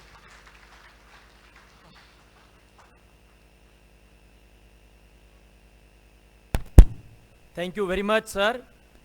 As we have our impactful chairman, C.A. Saurabh Ajmera ji, under whose leadership we are achieving greater heights at WIRC and celebrating this 75th year in a great manner. So please give big round of applause to our chairman, C.A. Saurabh Ajmera ji. Indeed, a impact what he is creating. I acknowledge the presence of past chairman of the WIRC, C.A. Murtuza Kachwala sir as well. And now I request C.A. Sikandar Yadav ji to give formal vote of thanks to our learned speaker, C.A. Bimal Jain ji. Thank you, Bishan sir. It is a great privilege and honor to propose well-deserved vote of thanks to Bimal sir. Before I formally propose vote of thanks to Bimal sir, I would like to admit one thing, that I am his big fan.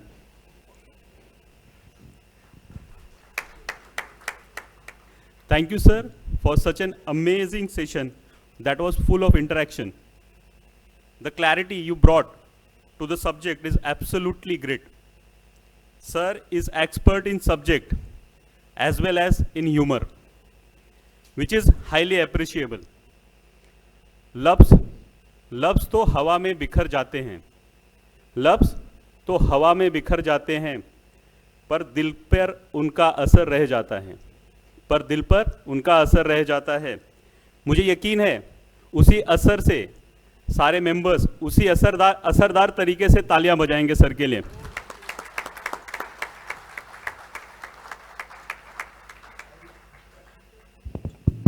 I welcome the past chairman of WIRC, C.A. Murtuza Kachwala ji, and we do have presence of our next faculty, Jatin Harjai sir and Avinash Poddar ji. Welcome you all.